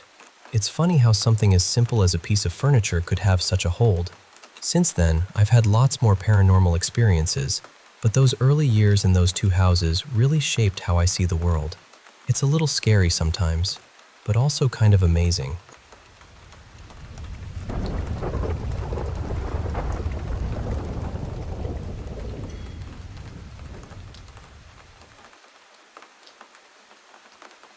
I live in a tiny, tucked-away town in Oklahoma, the kind of place you could drive past 100 times and never notice. My neighborhood sits off the highway, down this long gravel road that curves almost like a bent horseshoe, and the entrances are hidden behind thick trees. There's a creek running behind some of the properties, and most of us have an acre or two, so everyone has space. We mostly keep to ourselves. At night, it gets dark out here in a way that feels almost old-fashioned. There's hardly any light pollution, so the stars look close enough to touch. And we have every kind of animal you can imagine wandering around. Coyotes, bobcats, wild hogs, owls, bats, armadillos, deer, raccoons. I've even seen a fox and her little ones slipping through the neighborhood before sunrise. Usually, nighttime is loud. In the warmer months, you hear frogs, crickets, cicadas, owls, dogs barking at nothing. There's always something making noise. I'm a night owl, so I'm often awake until dawn. One night, around 2:30 in the morning, I went outside to finish putting a cover over my dog's run. My dog, Millie, had figured out how to climb out, and I was tired of her acting like a tiny prison escape expert. At first, I was just focused on the work. Then I noticed something that made my whole body go still. It was completely silent. No bugs, no owls, no coyotes, no dogs, not even wind in the trees. And then I heard it. A whistle. Not a bird, Not an animal, a person's whistle. 3 low notes, quiet but close. It sounded like it was coming from the property behind mine, except nobody lives there. The man who used to own it passed away years ago, and the house has been sitting empty ever since. It's falling apart, and the land is a mess. People only come during the day sometimes to clear brush or haul junk away. But that whistle kept happening. Same 3 notes, every few minutes. I froze when I first heard it. My skin prickled, and every alarm bell in my head went off at once. I don't whistle at night. I don't answer whistles at night. I didn't call out, "Who's there?" I didn't turn around. I didn't run. I just kept working. I made myself finish the roof, one panel at a time, while that same little tune kept drifting out of the dark behind me. When I was done, I picked up my tools, walked inside like nothing had happened, locked the door, and didn't look back. And that wasn't the only strange thing. Another night, I was lying in bed scrolling on my phone. I want to be clear. I was fully awake. I hadn't been asleep. I wasn't dreaming. My room has several windows, including one right above my bed that I keep covered with a dark towel. I was just minding my own business when I heard something speak outside. Not someone. Something. It sounded a few feet away, near the old storage barn my great-granddad built. The voice was low and distorted, almost like something was trying to copy a human voice, but didn't understand how a human mouth works. I couldn't make out the words. It was too warped, too thick, too wrong. I turned off my light and looked through the part of the window where the frosted film doesn't cover the glass. There was nothing there. No person, no animal, nothing moving. This neighborhood has seen some awful things too. One of my neighbors died in a house fire not long ago. His place didn't just burn, it exploded. He was an older man, a retired art teacher, kind in his own strange way, but he struggled a lot and lived surrounded by clutter. His property was packed with old furniture, cars, sculptures, and cane growing everywhere. From what people said, something caught near one of his heaters, and then the fuel tanks went up. The fire spread unbelievably fast. His dog got out. He didn't. The strangest part was that there was another house on the same property, and somehow it was untouched. The fire swallowed nearly everything around it, but that house and the cars nearby didn't even seem damaged. I've seen other things out here too. Once, my ex and I watched a huge ball of light fall from the sky straight toward my yard.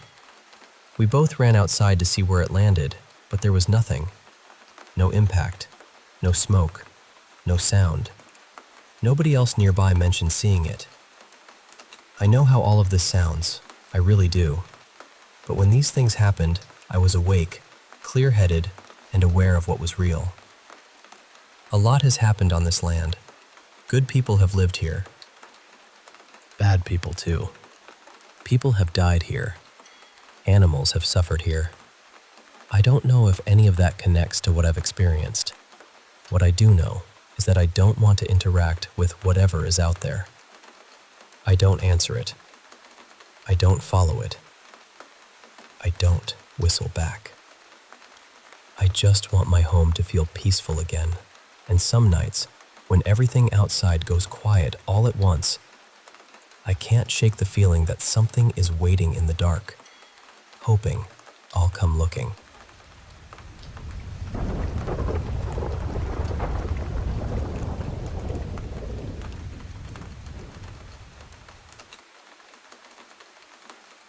This happened more than 20 years ago, but I still remember the feeling of that morning with awful clarity. My younger brother, Matthias, had some friends over for a sleepover, and by the end of the night, they decided they were going to play what people in Argentina call Juego de la Copa. It is basically like a Ouija board, except you make it yourself. You cut out letters, yes, no, and then you use a wine glass or a champagne glass to move around the table. At the time, kids at school were always doing it at sleepovers, mostly because they thought it was exciting to play with fire. But there were rules. Once you finished, you were supposed to say goodbye properly. Then you had to slide a piece of paper under the glass without lifting it, open a window, remove the paper, and close the window. It was close to 6 in the morning. I had barely slept because of the noise, and I had to leave soon for an internship. So I went over to see what they were doing. I stood there watching them, mostly because I felt uneasy, and I reminded them more than once to be careful and follow the rules. The house itself already had a heavy feeling to it. It was an old townhouse in Buenos Aires from the early 1900s. It belonged to my grandparents, though they had never actually lived there. And the table they were using had been passed down through the family, from my uncles to us. So even before anything happened, it already felt like there was too much history in the room. At first, nothing happened. Just the usual nervous laughing and pretending. A couple of times they clearly faked it and acted like there was a spirit moving the glass. But then something changed.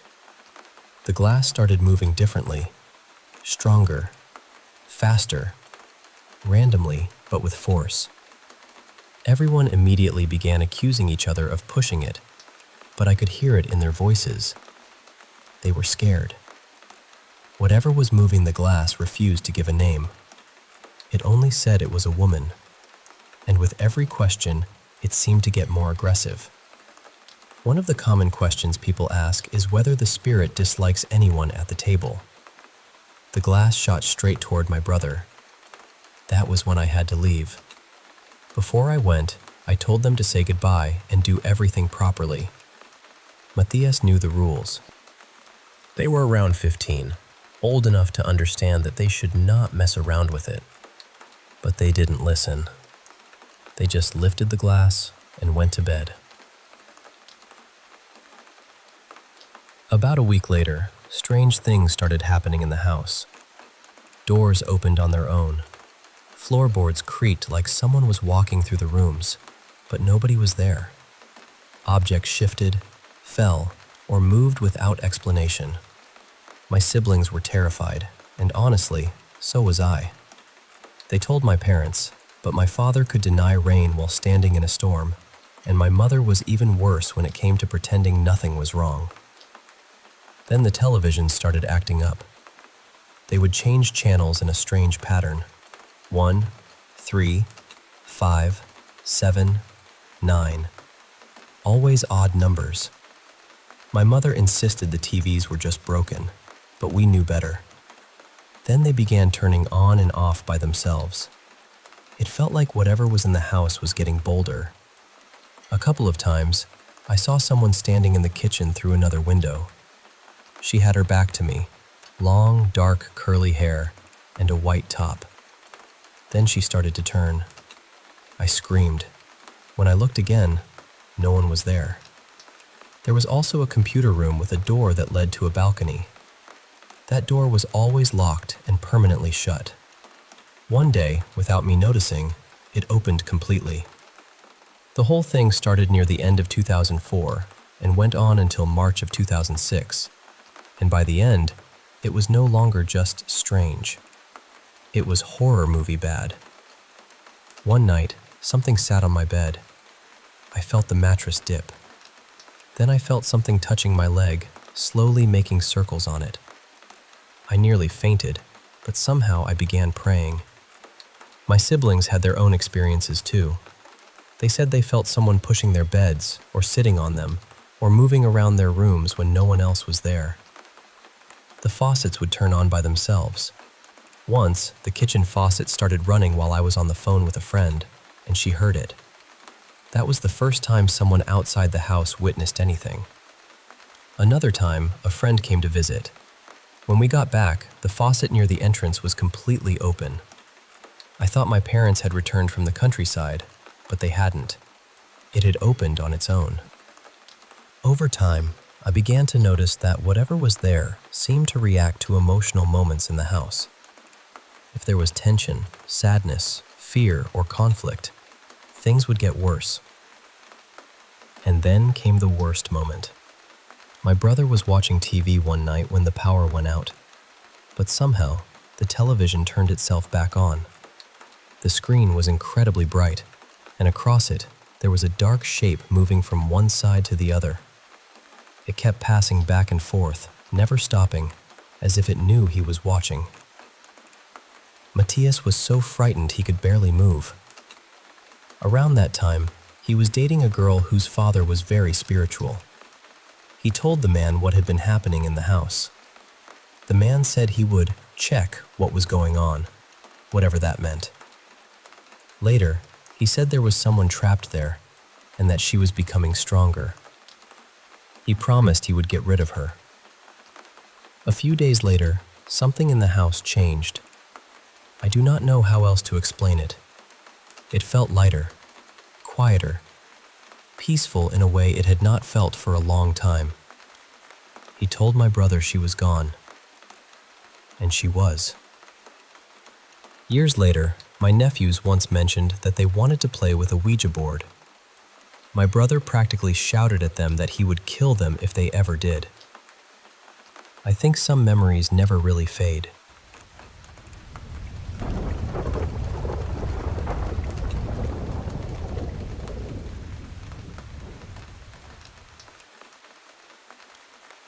I grew up in a tiny town out in the Australian outback, in what everyone always said was the oldest house in the area.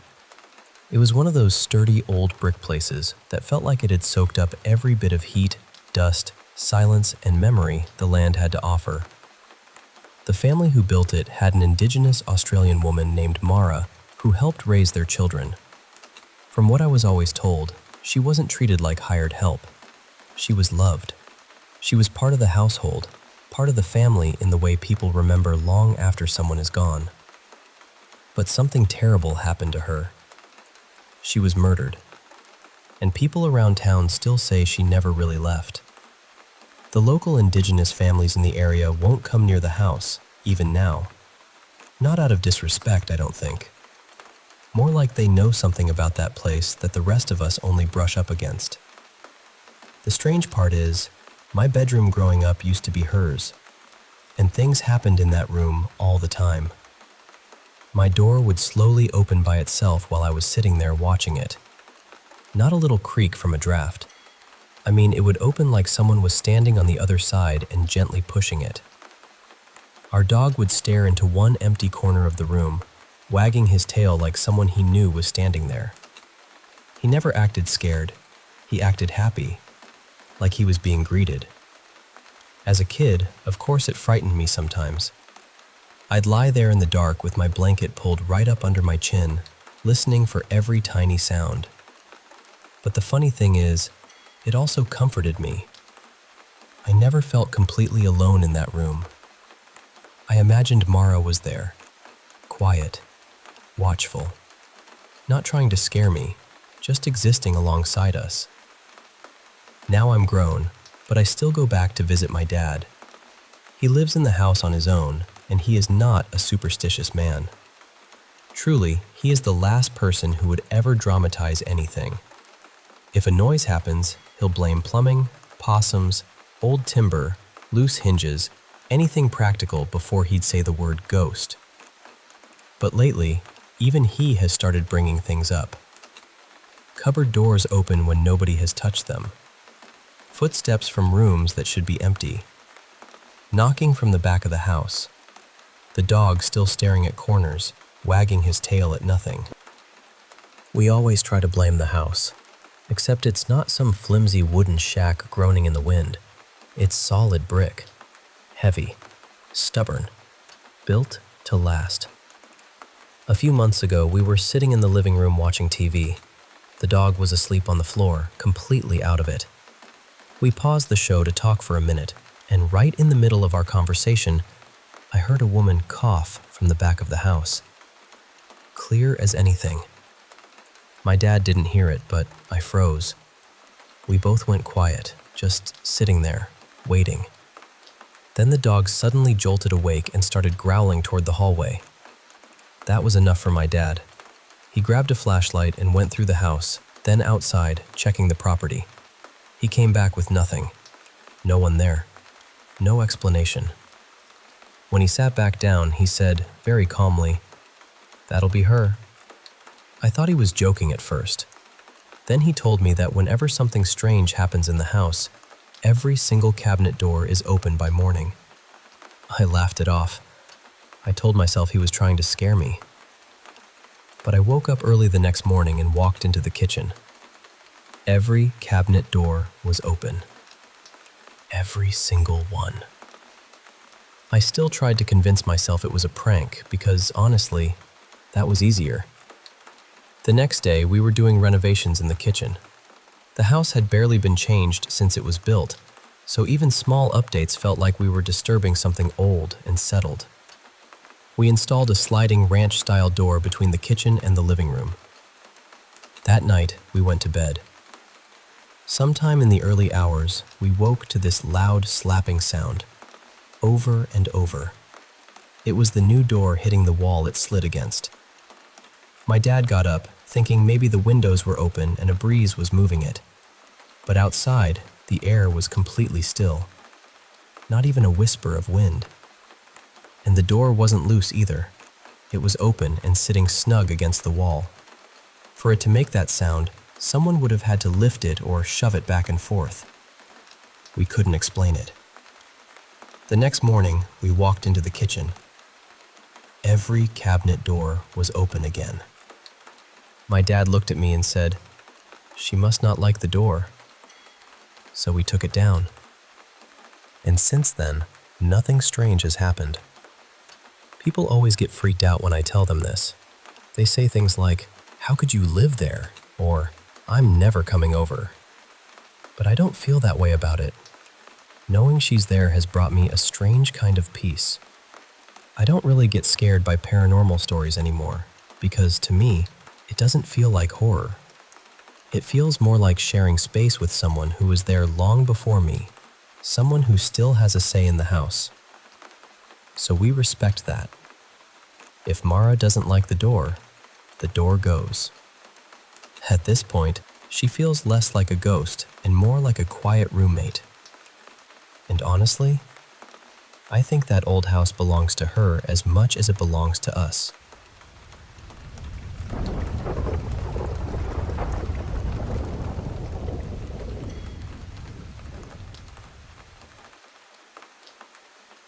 Hey, thanks for listening. I've lived with strange things in my house for as long as I can remember. And at this point, I just want to talk about it honestly and see if anyone out there has any idea what I might be dealing with. I grew up in a very old neighborhood. Our house is more than a century old, and just down the street, there's an old funeral chapel. A lot of people on our block have their own stories too, so it's not just me imagining things. Weird stuff has always seemed to hang in the air around here. When I was little, I was terrified of sleeping in my own room. I didn't actually start sleeping in there regularly until I was about 14. Even as a kid, that room never felt right to me. I used to hear loud knocking coming from the wall between my bedroom and the den. Not just random taps either, but hard, deliberate pounding, like someone angry wanted to be let in. I kept trying to explain it away, telling myself it had to be an animal under the house, or something settling in the walls. Then, when I was a teenager, we had the house renovated because of storm damage, leaks, and old structural issues.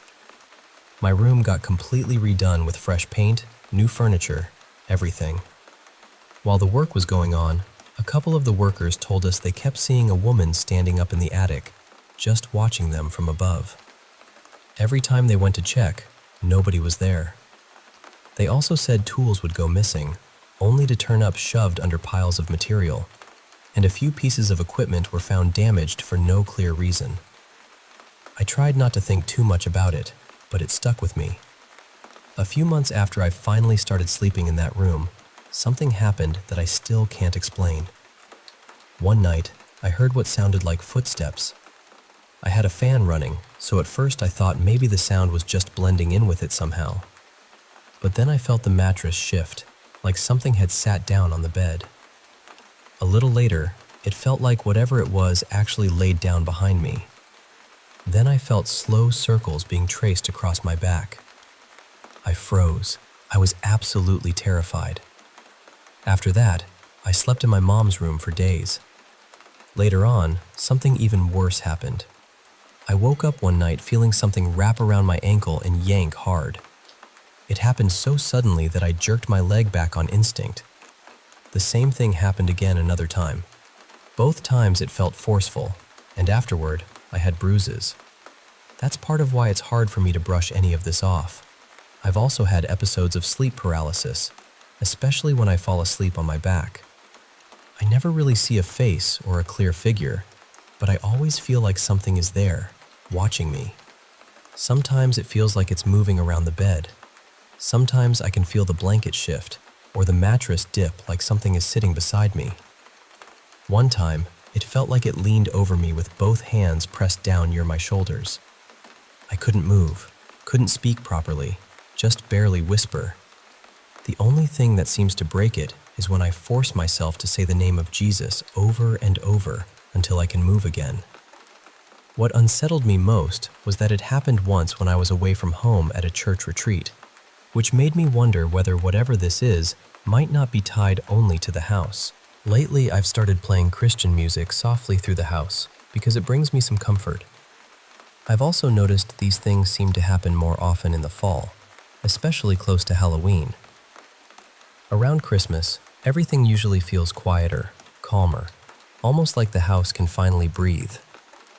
I don't know whether I'm dealing with one presence, several, something dark, or something else entirely. I just know this is something I've grown up with. In a strange way, I'm used to it, but I still want to understand it. There are times when you can feel something enter the house, almost like the air changes and suddenly you know you're being watched. And somehow, you can feel the difference between something curious and something that feels angry, heavy, or wrong. That's really why I'm sharing this. I'm not trying to be dramatic. I just want to understand what's been around me all these years.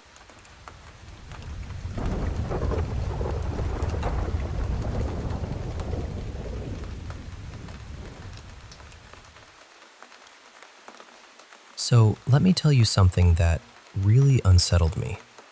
It started early one morning while I was helping my daughter get ready for school. Our cat, who's usually totally relaxed and spends most of her time stretched out in the living room or perched by the window, suddenly slipped into my room and hid under the bed. That alone was strange. But what really got my attention was the way she was peeking out, staring toward the living room like she saw something we couldn't. My daughter noticed it too and laughed, asking why the cat was acting so weird. I tried to keep things light because I knew my reaction would shape hers, and I didn't want her getting scared. But honestly, even I felt uneasy. I don't believe in ghosts or anything like that, so I kept telling myself there had to be a normal explanation. Still, the cat wouldn't break her stare. She wasn't watching a bug or a shadow on the floor. She was locked onto one exact spot in the air. Her pupils were huge, her body low, and she looked tense in a way I'd never seen before. My daughter called her name, but she didn't even twitch. Then she started creeping forward, slowly, carefully, like she was stalking something. A second later, she backed up under the bed again like whatever she saw had startled her. Then she tried again. She moved toward the bedroom door, step by step, never taking her eyes off that same spot. And the second she crossed the doorway, her whole body changed. Her back arched, her tail puffed up, her ears flattened, and every bit of fur on her stood up. It was like watching a completely different animal. This cat has always been gentle, calm, almost ridiculously laid back. I've never seen aggression from her, not once. She kept inching forward until she got near the cracked garage door, the one that leads to her food, litter box, and cat tree. Then, suddenly she bolted into the garage and stayed there nearly the whole day. I went into the living room right after that and checked everything. Nothing was there. No movement, no noises, no shadows, no reflection from outside. The curtains were shut. It was still early, and the street outside was quiet. The whole thing gave me chills, even though I kept joking around for my daughter's sake. And the weird part is, this wasn't even the first time. A few years earlier, we had another cat, also calm and affectionate, never aggressive. One night I was downstairs watching TV while my daughter sat on the stairs petting him. Out of nowhere, he let out this horrible growl, the kind that instantly tells you an animal is terrified. I turned around and asked what happened, and she said she didn't know. She'd just been petting him when he suddenly froze and started staring up toward the top of the stairs. At the top was my son's old room. He had already moved out by then, so the room was empty and dark. That cat wouldn't look at me or my daughter. He was completely fixed on the open doorway upstairs. His fur was standing up, his body was low, and the growling just got deeper and more intense. My daughter was starting to panic, so I made the mistake of trying to pick him up and calm him down. The second I touched him, he exploded. He screamed, twisted, clawed, bit my arms, fought like he was trying to escape something far worse than me. I held on because I didn't want him tearing into my daughter, but by the time I got him into the garage and shut the door, my arms were bleeding. There was blood on the floor. And the thing is, I knew he wasn't attacking me out of aggression. He was terrified, and when I touched him, he panicked. So ever since then, I've been trying to make sense of it. I'm not really a cat expert. Truthfully, I only became a cat person because my daughter loves them. So I've wondered whether this is just one of those things cats do sometimes. Maybe they hear something in the walls. Maybe they pick up on a smell. Maybe there's some tiny sound or movement we miss. That's what I want to believe.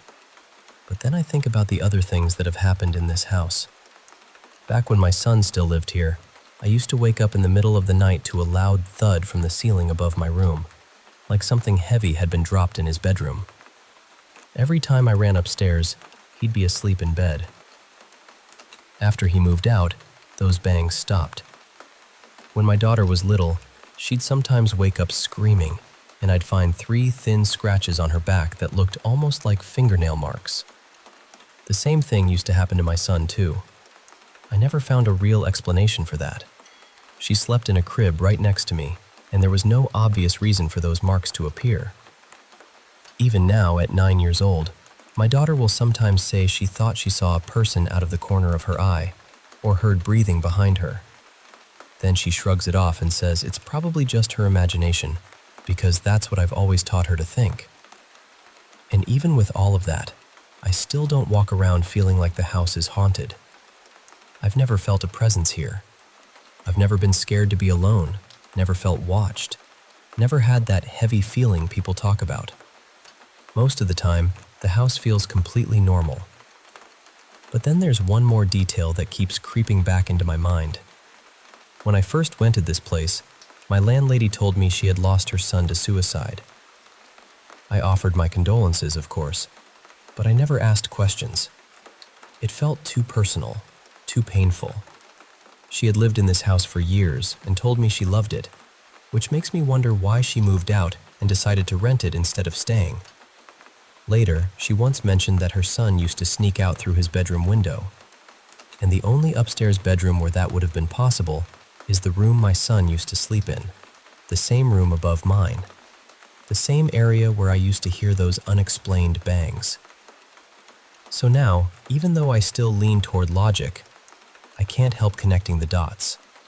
The scratches, the noises, my daughter's comments, 2 different cats, years apart, both reacting with pure fear to something near that same part of the house. I know how that sounds. Believe me, I do. Part of me feels ridiculous even saying it out loud, and I'm still hoping there's a completely ordinary explanation, especially for the cat behavior. Maybe there is. Maybe cats sense things we can't, but not in a supernatural way. Maybe it's scent, sound, vibration, anything. That's what I want it to be. But I'll admit this much. Every now and then, when the house gets really still, I think back on those moments and wonder whether I've been explaining away something I don't actually understand.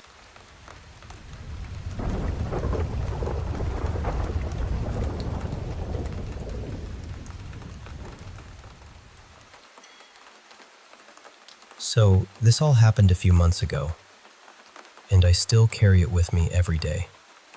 My father was diagnosed with cancer, and not long after that, he was gone. It all unfolded so quickly, faster than any of us could really process, and it left my whole family completely shaken. For a while, it felt like the ground had been pulled out from under us. I think I'm finally past the sharpest part of the grief now, or at least enough that I can talk about the strange things that happened around that time. I've always believed there are things we can't fully explain. I read tarot cards sometimes, and for me, they've always felt like a gentle, safe way to listen when something beyond the ordinary is trying to come through. I don't have every meaning memorized or anything like that, but somehow the messages usually come through clearly. About a month before we found out my father was sick, I had this awful dream about losing him. I don't even remember the details now, just the feeling.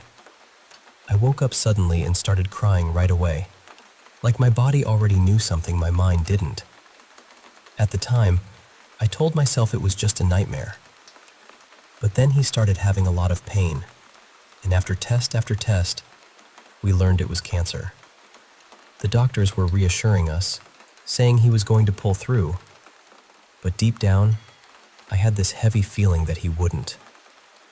When I went to stay with my parents for a bit, I was mostly there to help my mom, make meals, and take care of things while my father rested at home.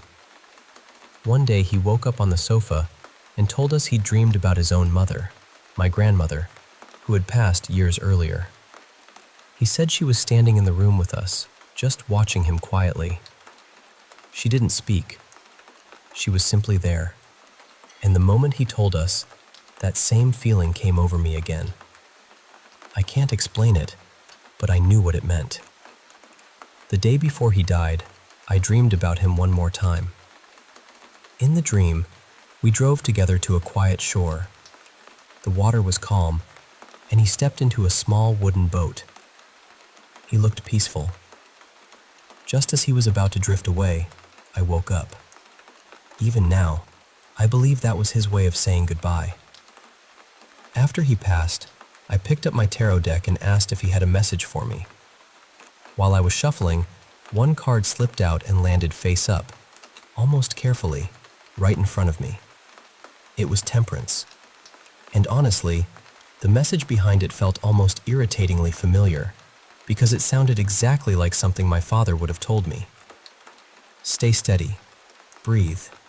Don't let yourself be pulled apart by grief. Later, I went back home, and my sibling, Riley, was there. I asked whether they wanted a message too, and they said yes. I sat at the kitchen table, absent-mindedly shuffling while they finished up a chore.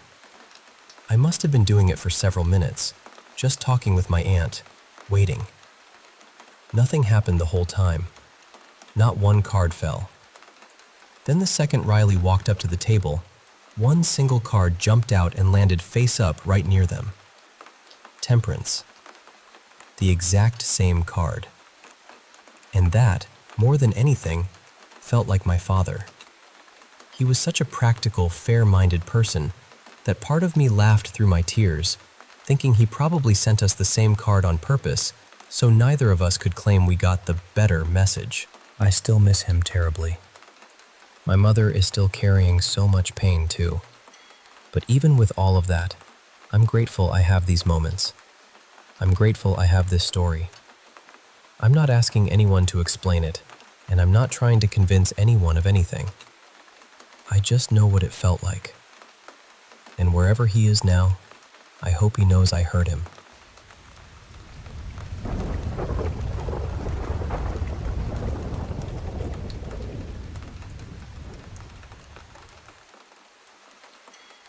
So, I should probably start by saying this right away. I have never been a real paranormal investigator. I have always been fascinated by that world, but I never had the money for equipment, never really knew many places nearby to explore, and honestly, I never had friends who wanted to come along for that kind of thing. I live in the northern Netherlands, in a place where there does not seem to be much of a ghost hunting scene at all. There are not many haunted locations people talk about, and you definitely do not see tours or businesses built around paranormal stuff here. Still, even without that kind of community around me, I have had enough strange experiences in my life to feel, deep down, that there really is something out there worth paying attention to.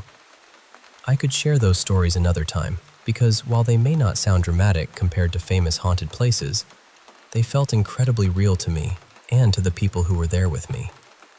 Anyway, the reason I am telling you all of this is because of the place where I live now. It is an old barn that was converted into 3 separate homes. The landlords live in the back section, one of their relatives lives in the front right, and I live in the front left with several other people, mostly upstairs. My room is the only downstairs bedroom in our section of the building, and this house is loud. I mean, really loud. Every floorboard, every stair, every door has a sound of its own. I can hear people going up and down the stairs. I can hear someone coming through the front door. I can hear movement from the other side of the hallway. There is even an internal route toward the landlord's side, but it goes through a long hallway, past several heavy doors and a storage space, and every single part of that route creaks and groans. At night, I make sure those doors are shut. The place honestly feels like the sort of house a horror game developer would design and then tone down for realism. The setting does not help either. The house is mostly surrounded by woods, with only a road off to one side. Across the street, there are open fields, patches of trees, and marshland. It is quiet in a way that can feel beautiful during the day and deeply unsettling at night. What makes it stranger is that this place has always unsettled me, even before I lived here. The building survived World War II, and I would not be surprised if it had been standing long before that. It was here before the nearby town was built, before the forest behind it even existed. That land used to be farmland, and later trees were planted to create the park and woods that are there now. So this house has to be at least a century and a half old, maybe older. Not far from here, a few hundred meters away, there is a scout building where kids and teens learn outdoor skills and sometimes stay overnight. I used to go there when I was younger, and I remember so clearly how uneasy that area always made me feel. If we stayed late, especially into the night, I would get this cold, prickling feeling that I was being watched.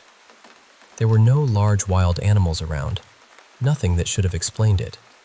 And because I knew that forest so well, that feeling always hit me hard. So now, imagine living in the one place that creeped you out your whole childhood. For a long time, I thought maybe I had simply grown out of those experiences. As I got older, paranormal things seemed to happen less often, and I mostly stopped expecting them. But in this house, things happen that just do not feel normal. Like I said, I know what it sounds like when people move around here. Footsteps upstairs are common.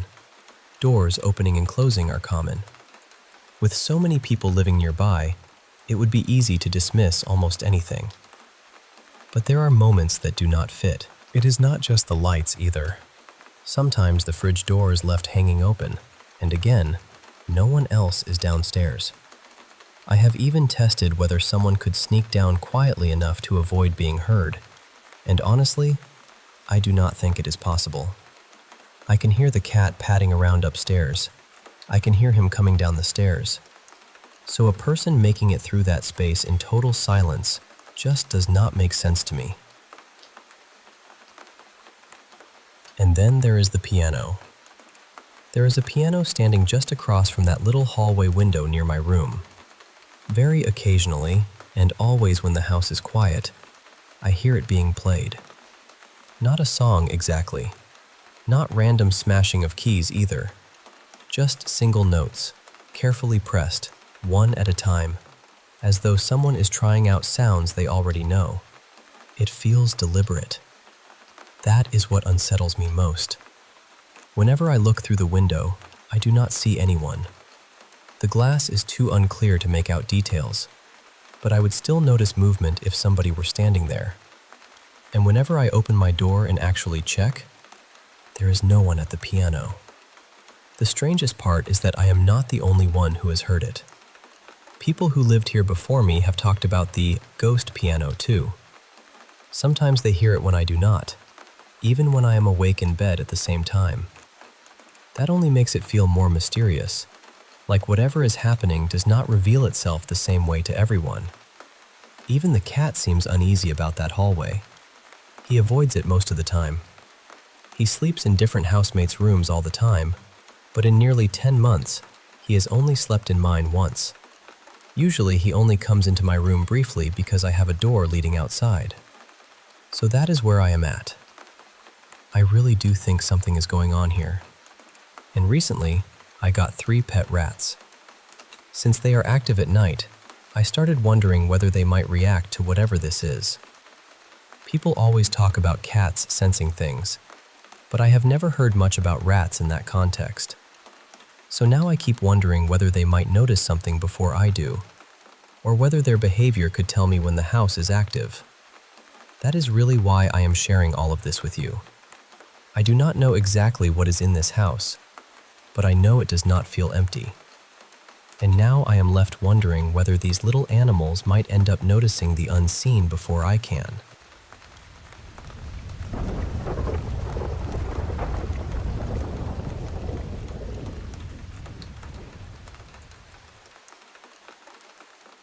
You know, I've always wondered about those strange moments when you catch something out of the corner of your eye, and for a split second, it feels completely real. But the second you turn and look straight at it, it's gone. Not hidden, not darting away, just gone. I really do wonder sometimes if we notice certain unexplained things better that way, almost sideways, instead of face to face.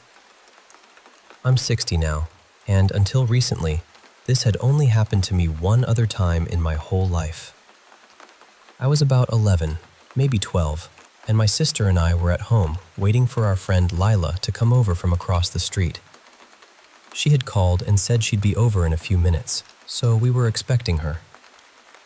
I was in the family room, which faced the front of the house, and out of the side of my eye, I caught what looked like a person moving up the walkway toward the gate that led into our fenced patio.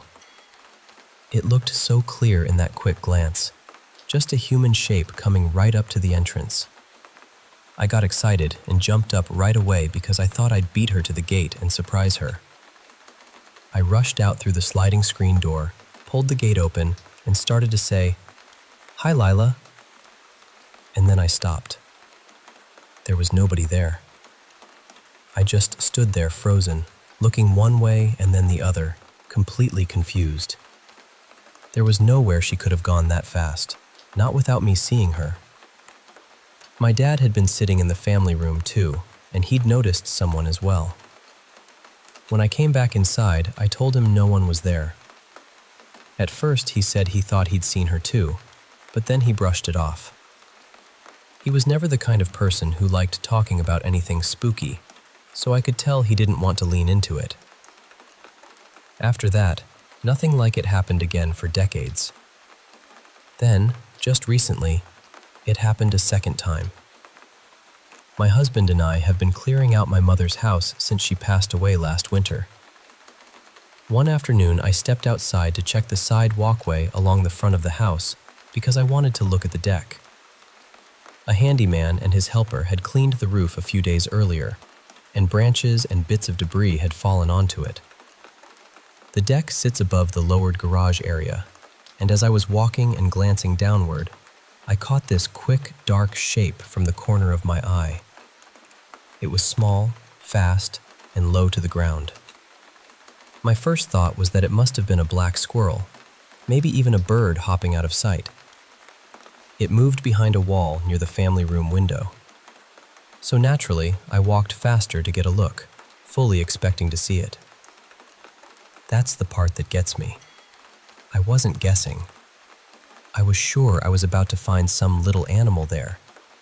In fact, I started thinking maybe it was injured, because usually if you approach a squirrel or a bird, it bolts or flies off right away. But this thing had vanished so completely that I thought maybe it had crouched into a corner where I couldn't see it yet. But when I got there was nothing. Nothing at all.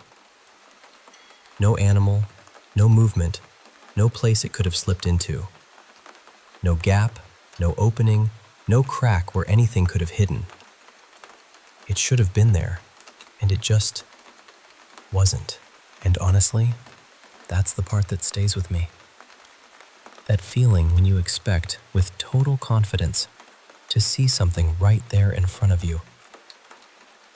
And then your heart kind of stumbles because there's just empty space. It leaves you standing there with your mouth open, trying to make sense of it. So I don't know. Maybe there is something about peripheral vision that lets us catch things we can't quite hold on to when we look directly. Or maybe the mind works in ways we still don't fully understand. But both times, it felt real enough that I still think about it. And I'd love to know, have you ever had something like that happen to you too?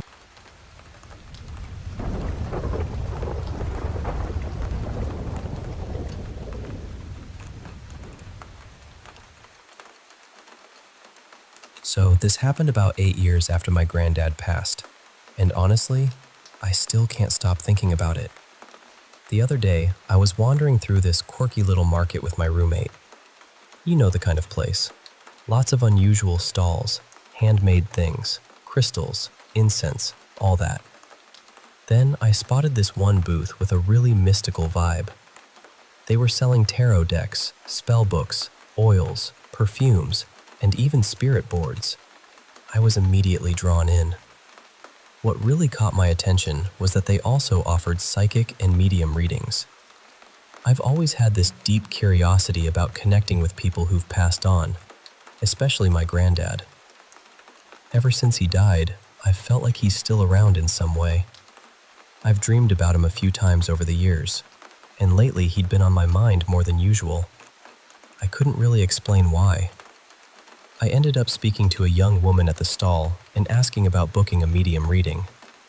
She handed me a business card, and I tucked it away before my roommate and I kept walking through the market.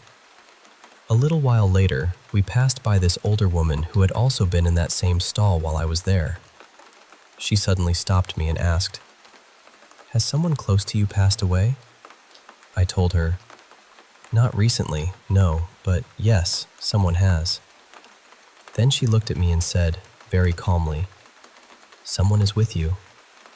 It's your grandfather." I just froze. I was so shocked that I barely processed the rest of what she said. What I do remember is her telling me to get a black candle, light it, leave it burning in a room overnight, and then throw it away the next morning. I'm still not completely sure if that's exactly what she said, or if I misheard some of it, but that's what stayed with me. Then, after that, she mentioned the name Michaela. That's what made the whole thing even stranger, because I don't know anyone by that name.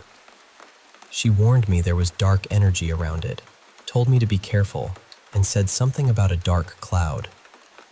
Later, after I left the market, I looked up the psychic stall online using the business card I'd been given. And that's when I saw that the woman who does the medium readings there is named Michaela. So now I can't stop wondering what that was supposed to mean. Was it some kind of warning not to book with her? Was the woman talking about someone else entirely? Or was it all connected somehow? I don't know what to make of it, but the whole experience left me feeling shaken, curious, and honestly, a little emotional. More than anything, the part about my grandfather is what stays with me. I keep thinking there must have been a reason I ended up there that day.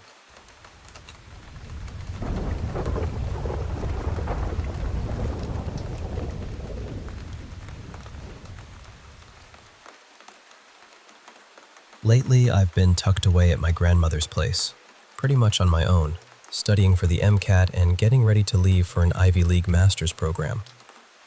It's been a strange season, because something this big is happening in my life, and yet it's felt so quiet. No real celebration, no warm send-off. Not even the kind of acknowledgement you hope for from the people closest to you. So in a lot of ways, I've been carrying this whole chapter by myself. A few nights ago, I had a dream that unsettled me at first, but the more I sat with it, the more it felt less like a random dream and more like a mirror. It reflected my life so clearly that it honestly left me shaken. In the dream, I was in my grandmother's house, the same house I'm in now, and there was a jinn circling around me, moving fast, almost hovering, always near me but never actually able to touch me. What stayed with me was my reaction. I didn't panic. I didn't run. I just started reciting prayers over and over, steadily, like something in me already knew what to do. Every time I did, it would pull back, disappear, and then reappear somewhere else, until eventually it kept retreating into the bathroom. And that part really struck me, because in Islam, we understand that impure places, especially bathrooms, are places where shayateen are drawn.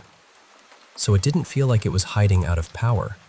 It felt like it was being pushed back, forced into the place it belonged, because the dhikr was stronger than it. At one point in the dream, I called my family. They told me I'd be fine. But they were somewhere else, at my uncle's house, far away, comfortable, uninvolved. They weren't coming to help me. They were just distant voices telling me I'd survive it. And that part hurt, because it felt a little too familiar. That's exactly what this season of my life has been like. People knowing I'm struggling, maybe even believing I'll make it through, but not actually showing up. Then, just as I was finally leaving the house, the jinn made one last attempt. It changed form and took on the face of my younger sister. That was the part that really got me, because my younger siblings are my heart. They are the people I love most fiercely. I've helped raise them in so many ways. They're the deepest thread connecting me to home. And the jinn in the dream didn't use that face at the beginning. It waited until I was already on my way out. It was like the dream understood something very specific about me. Fear won't stop me. Loneliness won't stop me. But guilt might. The thought of leaving behind the people I love, especially the younger ones, that's the thing that can still reach me. And even then, I kept walking. The dream ended with me arriving at a hospital. That part almost made me laugh when I woke up, because I'm working toward becoming a doctor. Out of everything my mind could have chosen, that's where I arrived. After the fear, after the isolation, after the spiritual fight, I didn't end up lost. I ended up at the place connected to my calling, and the more I thought about it, the more meaningful it felt. Islamically, we're taught that shaitan presses harder when someone is close to something real, something good, something transformative. So the fact that the attack came in my place of refuge, the fact that it circled me without ever being able to harm me, the fact that it saved its hardest blow for the face of someone I love, all of that felt deeply symbolic. No one celebrated me in that dream. No one came to rescue me. I fought the whole thing alone, with no audience, no comfort, no witness. But I still won. And then I walked straight into a hospital. I can't fully explain why it hit me so hard. It just felt important. Like I was being shown that even in the loneliness, even in the silence, even when nobody is clapping for me, I am still being guided. I am still being protected. And I am still moving toward exactly where I'm meant to go.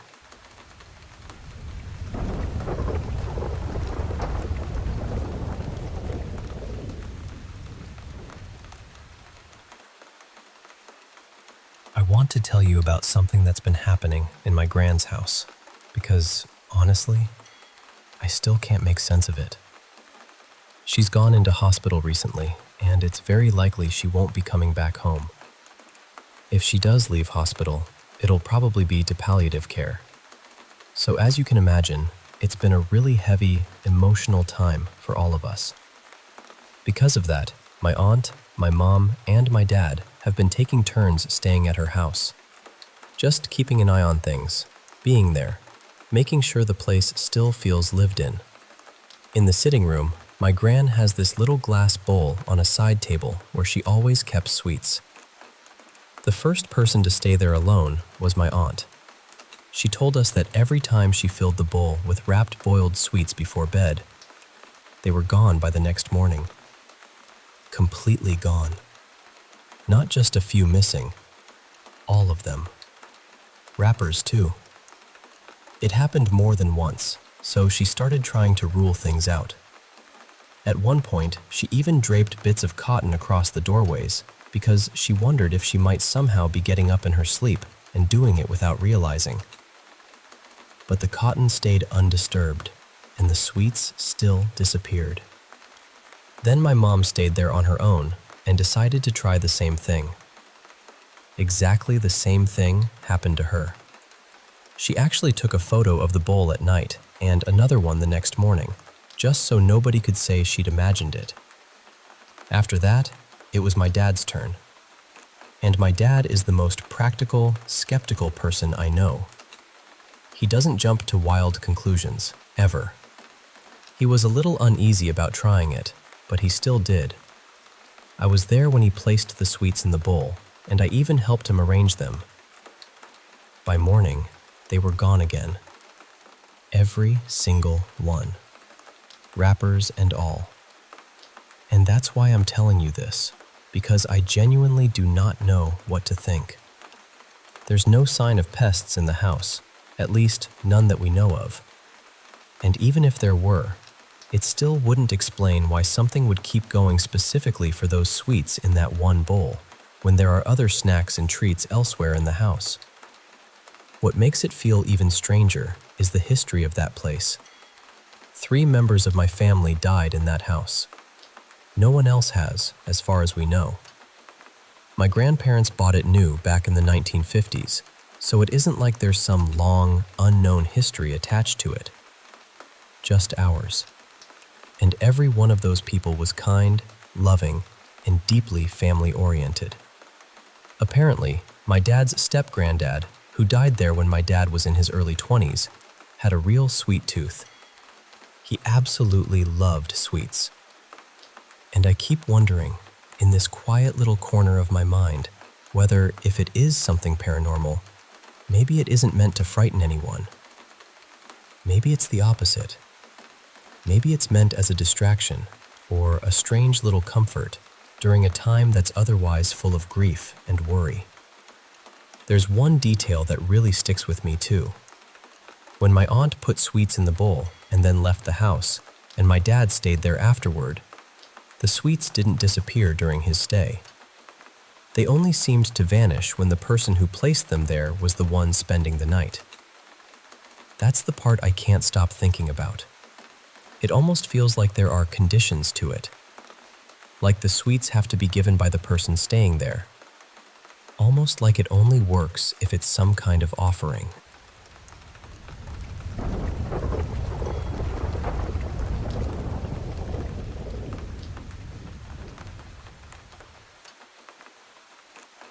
I've always been a pretty skeptical person. I'm not someone who startles easily, and I usually reach for a sensible explanation before I even entertain the idea of anything paranormal.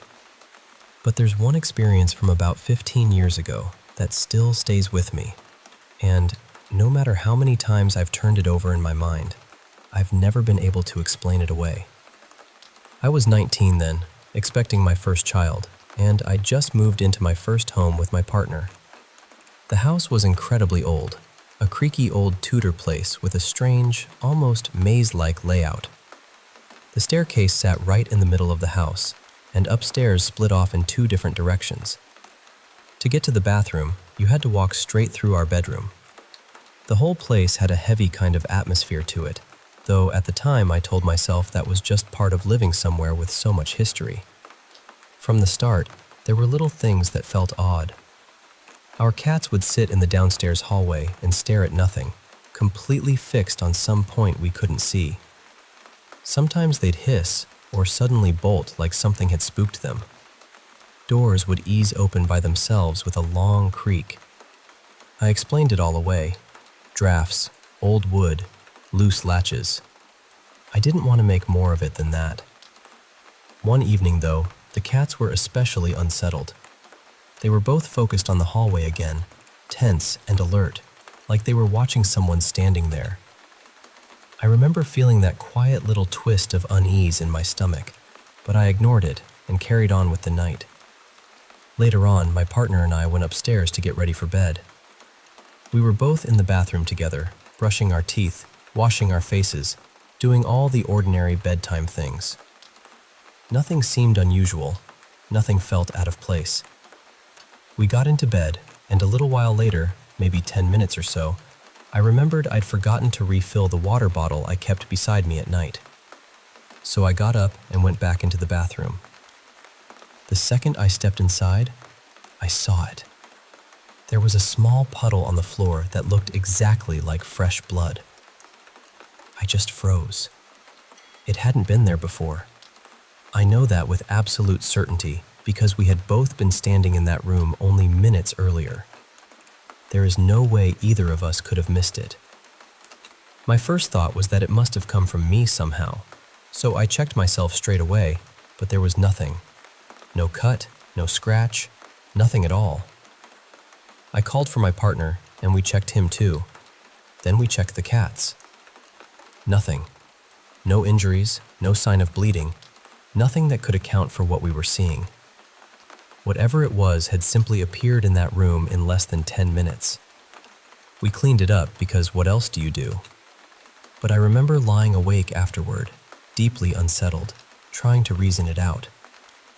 Maybe one of the cats had been sick, and it only looked like blood. Maybe something had somehow been tracked in without us noticing. But none of those explanations really held up, because the floor had definitely been clear when we were in there together. Even now, all these years later, I still can't tell you what that puddle really was, where it came from, or how it appeared so suddenly. I had other strange experiences in that house too, but that one has never left me, because there was just no logical cause I could ever pin to it. And honestly, I'm still a skeptic. I still believe most things have an explanation. But that night, that one moment in that old house, is the reason I always pause before saying there's no such thing as the paranormal.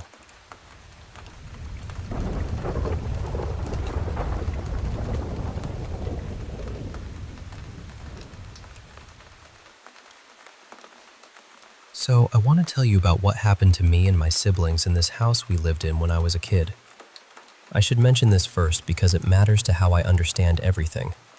I'm Muslim, so I don't believe in ghosts or spirits the way some people do. I believe in jinn. That's always been the framework I had for these kinds of things. I was about 11, maybe 12, when we moved into this new house.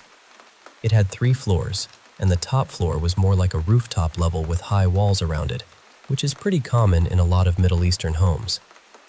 I'll start with what I experienced, because compared to my siblings, mine felt smaller, but still unsettling. A lot of nights, I would hear footsteps on the roof. Not soft footsteps either. I mean heavy stomping, like someone was pacing back and forth above us. Sometimes it sounded like full-on running, fast and aggressive. And the strange part was, I knew no one was up there. It wasn't just me hearing it either. My siblings heard it too. Then there was this other thing that happened almost every day, usually around sunrise and around sunset. We'd hear this loud bang, like metal being struck hard. It was such a specific sound that after a while, it almost felt like some kind of signal, like something announcing it was time to leave or come back. One moment that really stayed with me happened while I was sitting in my room reading. Out of nowhere, the door swung open sharply, and a cup of water tipped over and spilled. I still remember how sudden it was. No warning, no reason. Another thing that used to happen was I'd hear my mother calling my name, clear as day. I'd go to her, and she'd look at me and say, I didn't call you. That happened more than once. And there was this long hallway in the house. Every time I walked through it, I had this awful feeling that someone was right behind me. Back then, I tried to brush it off and tell myself it was just my imagination. But looking back now, I really think something in that house was playing with us. My sister Layla had her own experience too. We had this big, heavy wooden board in the yard. It was one of those thick planks we sometimes balanced between two walls to make a swing, but most of the time it just stayed on the ground. One day she was looking out the window into the front yard, and she saw that wooden plank moving on its own, just shifting by itself. When she told me that, it clicked, because I had noticed before that it never seemed to stay in the same place. Sometimes I'd even hear it scraping along the ground, like someone was dragging it. She also heard the stomping and the banging from time to time. Then there was my older brother Kareem. He was very protective of his room. Nobody was really allowed in there. He told me about this one day when everyone else was out.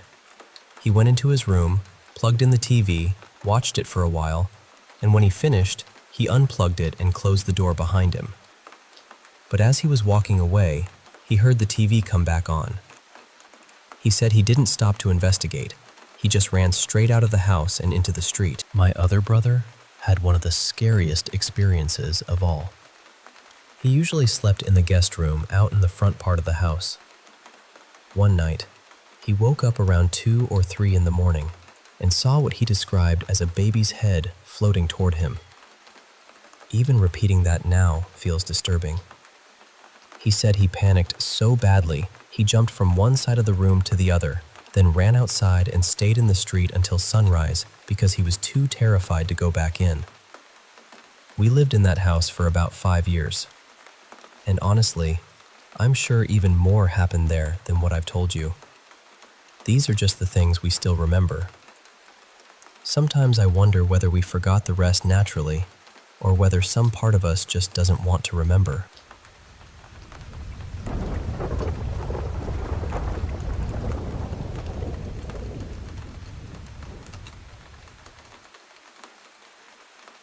You know how certain months carry memories back to you without warning? March does that to me. Every time it comes around, I remember something that happened in March of 2007, and even now, I still can't explain it.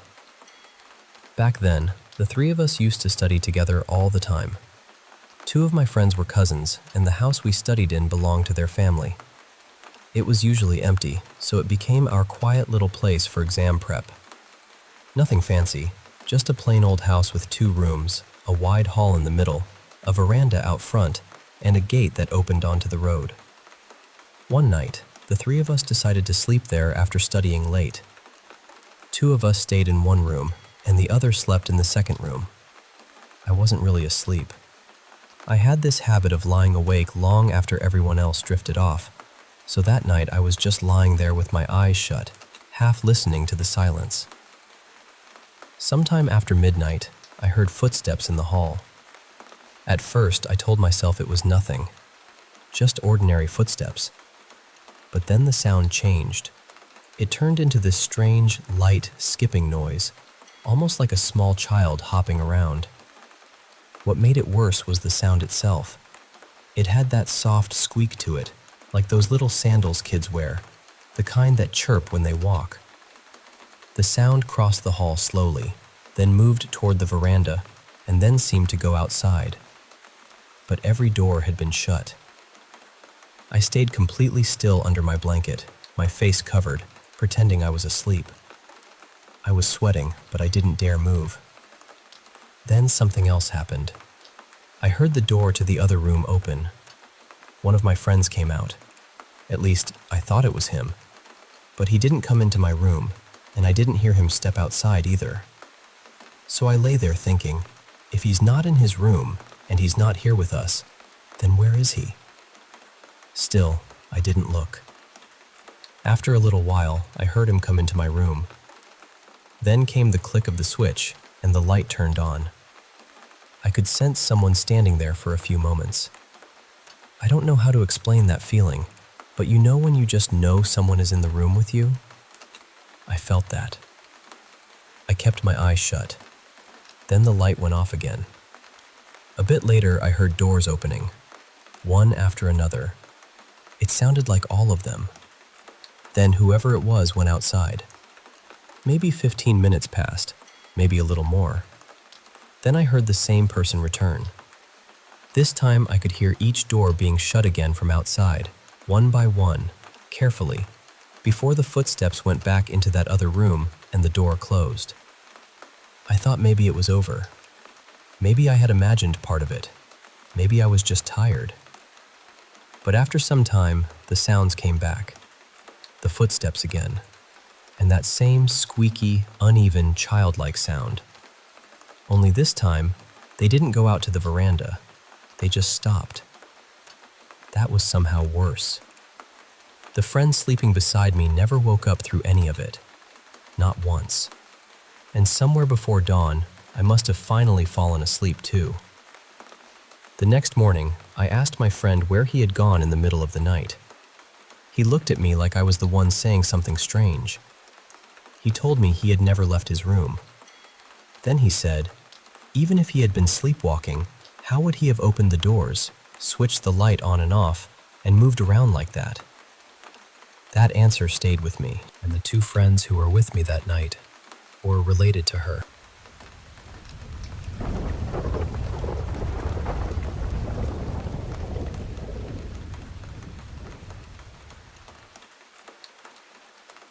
I want to tell you about something that happened a few years ago on a family holiday, and honestly, it still unsettles me when I think about it.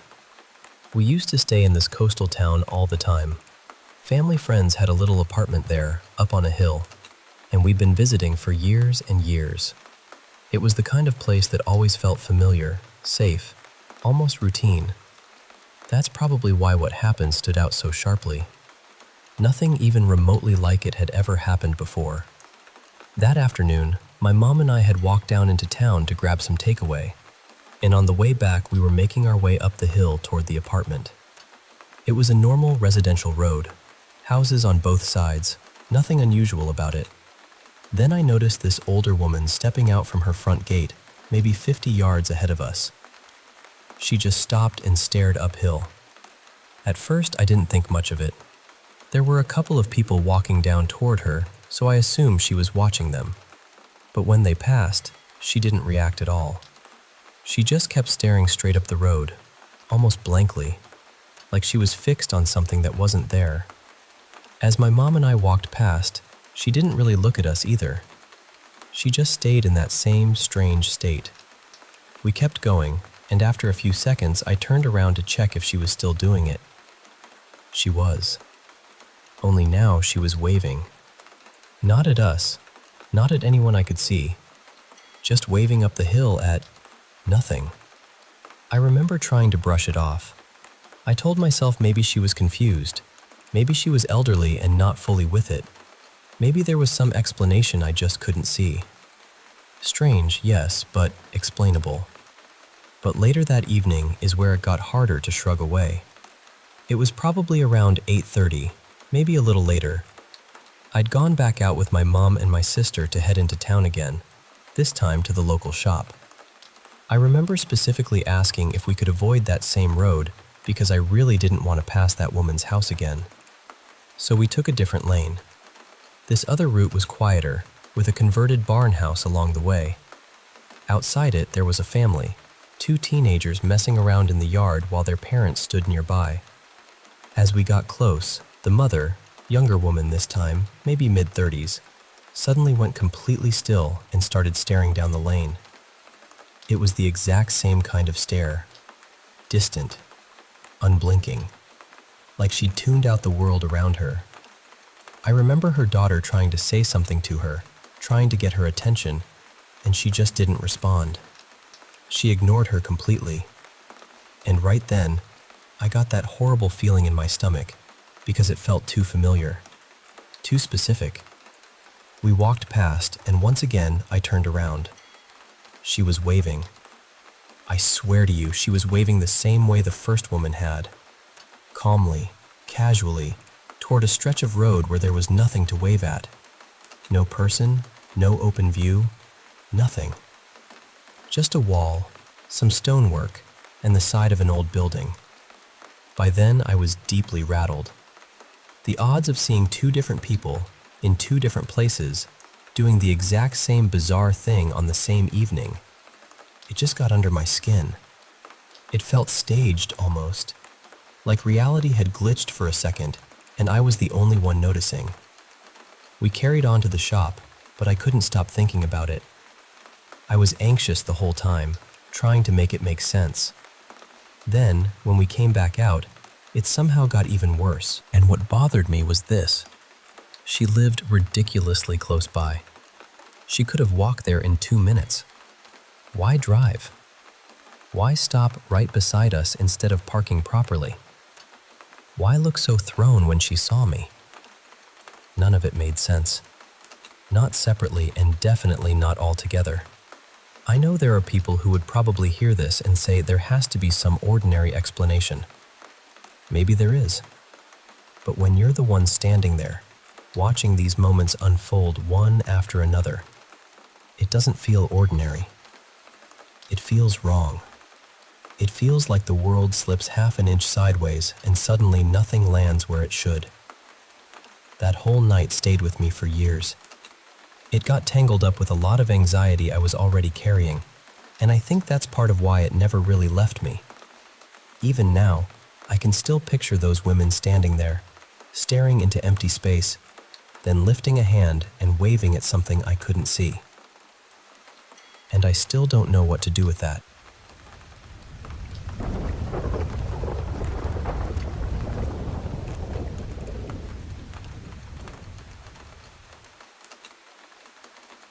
So this happened a while back, and honestly, it still lingers in my head more than I'd like to admit. A buddy of mine invited me out one evening and said he wanted me to meet a few people he'd been hanging around with lately. Nothing strange about it, just one of those casual, go-with-the-flow nights. When I got there, he introduced me to everyone. It was him and 3 other people. We spent the night wandering around town, talking, stopping here and there, doing the usual aimless stuff people do when nobody has a real plan. At first, everything felt completely normal. But here's the part I still can't make sense of. I could have sworn there was another person with us. A guy named Elias. At the time, I didn't question it at all. He just seemed like part of the group. What stood out, though, was that he only ever talked to me. Not once do I remember him really speaking to anyone else.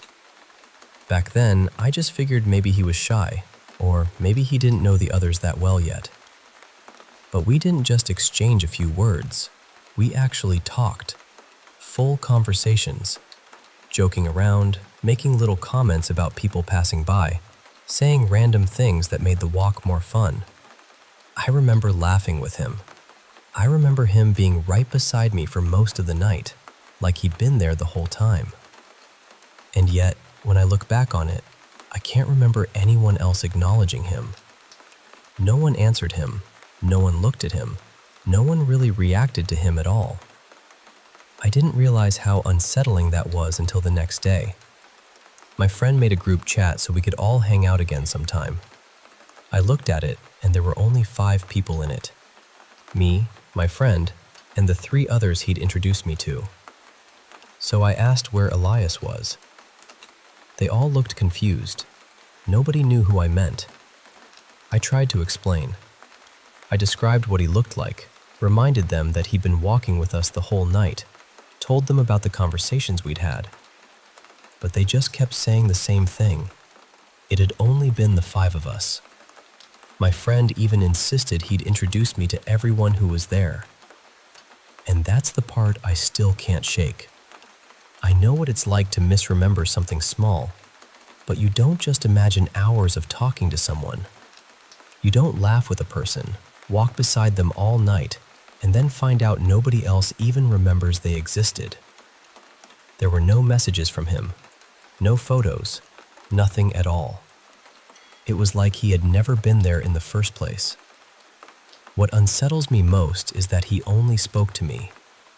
It was almost like he wasn't really part of the group at all. Like he was just there for me and no one else. I've tried to come up with some reasonable explanation, but none of them ever feel right. And every now and then, I still think about that night and wonder who or what I was talking to.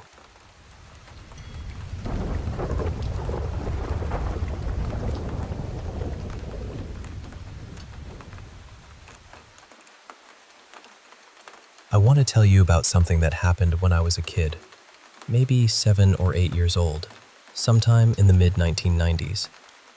My mom, Marla, drove this huge old station wagon, the kind that felt more like a bus than a car. We were a big family, so that thing was always full of people, snacks, blankets, and noise. That summer, we were staying out on my great-grandmother's land, way out in the middle of nowhere. The property had a house, power, running water, all of that, but it was still a long way from town, probably around half an hour or so depending on how fast you drove. You didn't just run out for something. Going anywhere took planning. One evening, my cousin Jenna wanted a soda, and my mom was already heading into town to pick up my uncle from work, so she said we could all go. It started out like any other summer night. It was late, probably close to 10, fully dark, the kind of dark you only get in the country where there are no streetlights and no neighbors nearby. My grandmother's place sat about 2 miles off the main road, and the dirt road in and out was so familiar to us that we barely thought about it. But about halfway down that road, my mom got what she later called a strange feeling. Not panic exactly, just that sudden, heavy sense that something wasn't right. She told us to lock the doors, which was unusual enough that I still remember it clearly. My cousin was in the front passenger seat, and I was sitting behind her in the back. When we reached the stop sign at the main road, my mom slowed down and looked both ways like always. No cars, no headlights, nothing strange that I could see. But instead of pulling out, she just sat there. I remember being confused. She was staring out the passenger side window, completely still. Then Jenna looked over too, and she froze. I leaned toward my own window to see what they were looking at, and that's the part I can still picture, in a way that gives me chills. I couldn't see anything outside my window. Not darkness in the normal sense. It was more like the window had been covered over. Just solid black, like something was blocking every bit of light. And I've always had pretty good night vision, so I knew this wasn't ordinary. Usually, even at night, you can still make out the roadside, shapes, the reflection from headlights, something. But this was different. It was just blank. Then we heard it. Something tugged on the handle of my door. Right there, right beside me.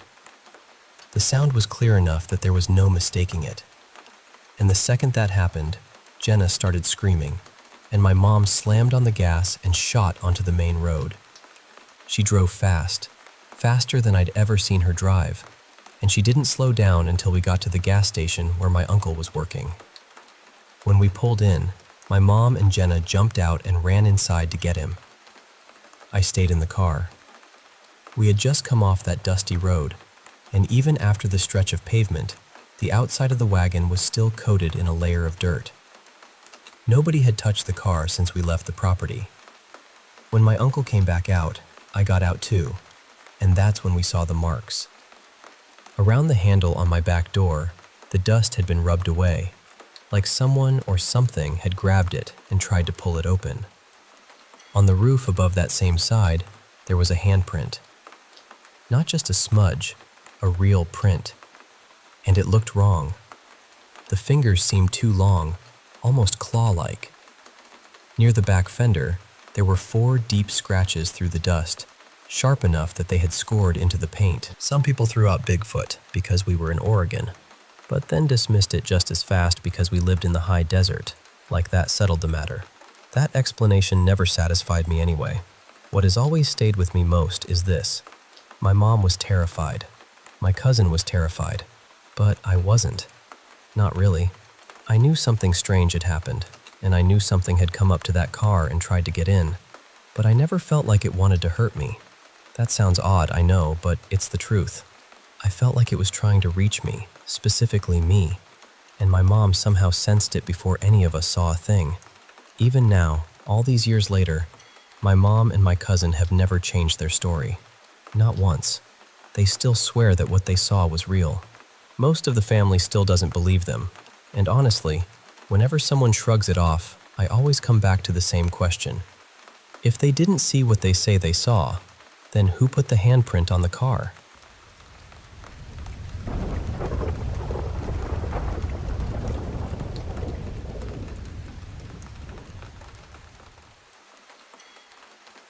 You know, even now, I still hesitate before telling this story out loud, because part of me wants to laugh it off, and part of me remembers exactly how terrified I was. This happened during my first year of diploma, when I was 16 and living away from my family for the first time. The hostel I stayed in was outside the main campus, maybe 25 minutes away, and all the first-year girls were kept there separately. I think it was supposed to protect us from ragging, but honestly, it just felt like we'd been dropped into a place no one else wanted. My room was on the ground floor, right near the security area, the very first room in the whole building. For the first few weeks, everything felt normal. I was adjusting, missing home, trying to act braver than I felt. Then, sometime in the second month, I started waking up at strange hours, almost always around 3:20 in the morning. One night I opened my eyes and saw something standing near the door. It was tall, much taller than a normal person, maybe 7 feet or close to it. Completely dark. No face I could make out, no eyes, just a shape. Broad shoulders. Still. Watching. My bed faced the door directly, so there it was, the first thing in front of me. My mother had once told me that if I ever saw something I couldn't explain, I should never react to it. So I did the only thing my frightened 16-year-old brain could do. I pulled the blanket over my head like that would solve anything, and lay there until I fell back asleep. The next night, I woke up again at nearly the same time. It was there again. Only this time, it seemed closer, like it had moved further into the room, near my roommate's bed. I didn't scream. I didn't move. I turned to face the wall and told myself, very firmly, that I would not be participating in whatever that was. Around the same time, strange sounds started becoming normal for everyone in the hostel. Girls in rooms near the staircase said they heard footsteps running up and down the stairs late at night, fast and heavy, like someone was racing between floors. It was a 4-story building, and the way they described it, it sounded impossible. The ground floor girls, including us, heard something else. Furniture dragging, chairs scraping, beds shifting, tables being moved across the floor in the middle of the night, like someone was rearranging rooms we couldn't see. Eventually, our floor monitor called everyone together and demanded to know who was making the noise. She also asked something even stranger. She said, "And who is this boy everyone keeps crying for at night?" She used a name, not the real one, of course, but let's call him Moran. That was the strange part. None of us knew any Moran. We thought maybe the senior students upstairs were fooling around. They thought we were the ones making the noise. But the diploma girls mostly stayed on the ground floor. The engineering students were on the first floor, and we barely even interacted. No one had a reason to play games like that. Everyone kept denying it, and in the middle of all that tension, I made the mistake of joking that maybe the place was haunted. The problem was, the second I said it, everyone went quiet. Then everyone started panicking, including me. That night, my roommates and I decided we weren't sleeping alone in our room. We grabbed our pillows and blankets and went to the last room in our wing, where 3 of our classmates stayed. 5 girls packed into one room felt safer than 2 girls alone with their imagination, or whatever else it was. Sometime during the night, we heard knocking. Not loud, just 2 slow knocks on the door. No one moved. No one answered. By morning, we all acted like nothing had happened. That was the rule in that hostel. Whatever happened at night stayed there. But things kept spiraling. There was a girl from the other wing, about my age, who had been struggling badly. More than once, she ran toward the top floor saying she wanted to jump, and we had to physically stop her. My older roommate, who was a couple of years ahead of us emotionally, if not academically, was almost like a big sister. The girl's mother even called us and asked if her daughter could switch into our room, hoping a calmer environment would help. For a brief moment, it seemed like the exchange would happen. Then, within the hour, the whole thing turned into hostile drama. Accusations, tears, complaints, people twisting what had been said. It was exhausting, and honestly, that chaos was almost scarier in a different way, because now it wasn't only the nights that felt unstable. The days did too. One night, another roommate went outside after arguing with her mother on the phone. She left upset, sometime after midnight. A while later, I heard someone crying. Not just briefly, proper crying, hurt crying. It went on long enough that I finally got up to look for her. I checked the staircase, the open hallway, different corners of the floor. The crying seemed to grow louder the more I searched, but I still couldn't find anyone. When I finally came back to the room, she was already inside. I asked where she had been. She said, very casually, "On the stairs." I told her I had checked the stairs. Then she said something that made the whole thing worse. She said she hadn't been crying at all. Angry? Yes. Crying? No. At that point, I honestly started wondering if fear was changing what I heard. But then, the physical things started. Night after night, I'd feel a sudden tug while sleeping, like something was pulling me downward from the bed. Not enough to drag me all the way off, just enough to jerk me awake in panic. Every time I looked around, there was nothing there. And then there was the mirror. I used to walk around the room listening to music, just pacing to calm myself. A few times, when I glanced into the mirror, I saw what looked like a small shadow on the bed behind me. It moved when I moved, not exactly copying me, but staying in rhythm with me. After a while, I stopped trying to make sense of it. I just avoided being alone with the mirror for too long. Eventually, I called a senior who had lived in that hostel the year before. I asked her plainly whether anything strange had happened there when she stayed. That night, she said no. The next morning, I ran into her near the library. We exchanged normal greetings, and then she looked at me and asked, almost casually, "Did you see a shadow figure?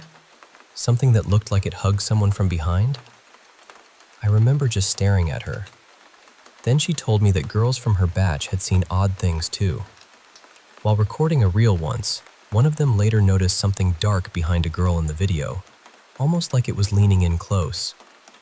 Others had heard dragging sounds, footsteps on the stairs, blankets lifting on their own. Her boyfriend tried to add stories from the boys' hostel, but by then I had heard enough for one lifetime.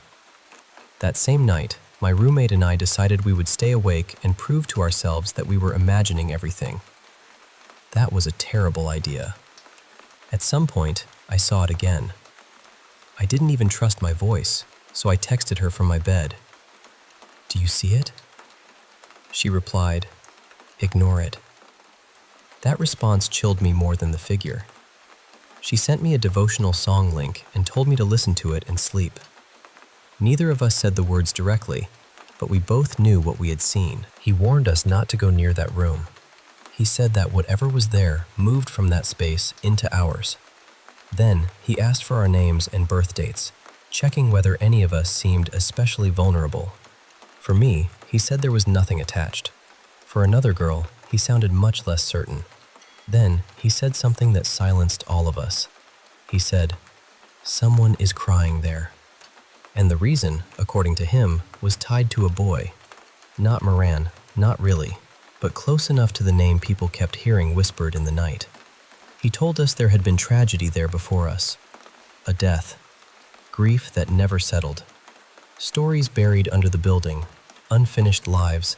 Unrest that had never been put to peace. I don't know what was true and what was fear feeding on rumor. I really don't.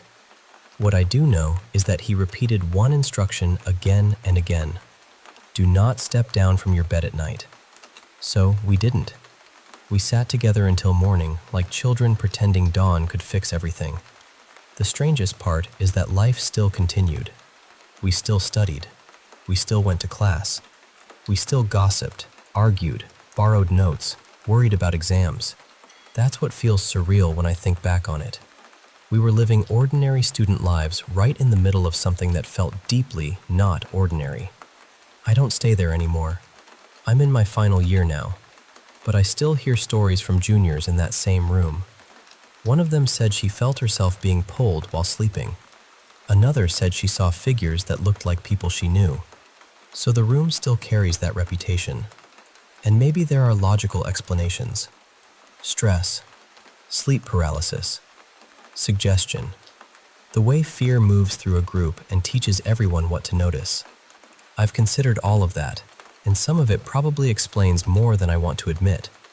Still, when I remember those nights, it doesn't feel like imagination. It feels like standing in the dark and knowing something is there with you, whether you can prove it or not.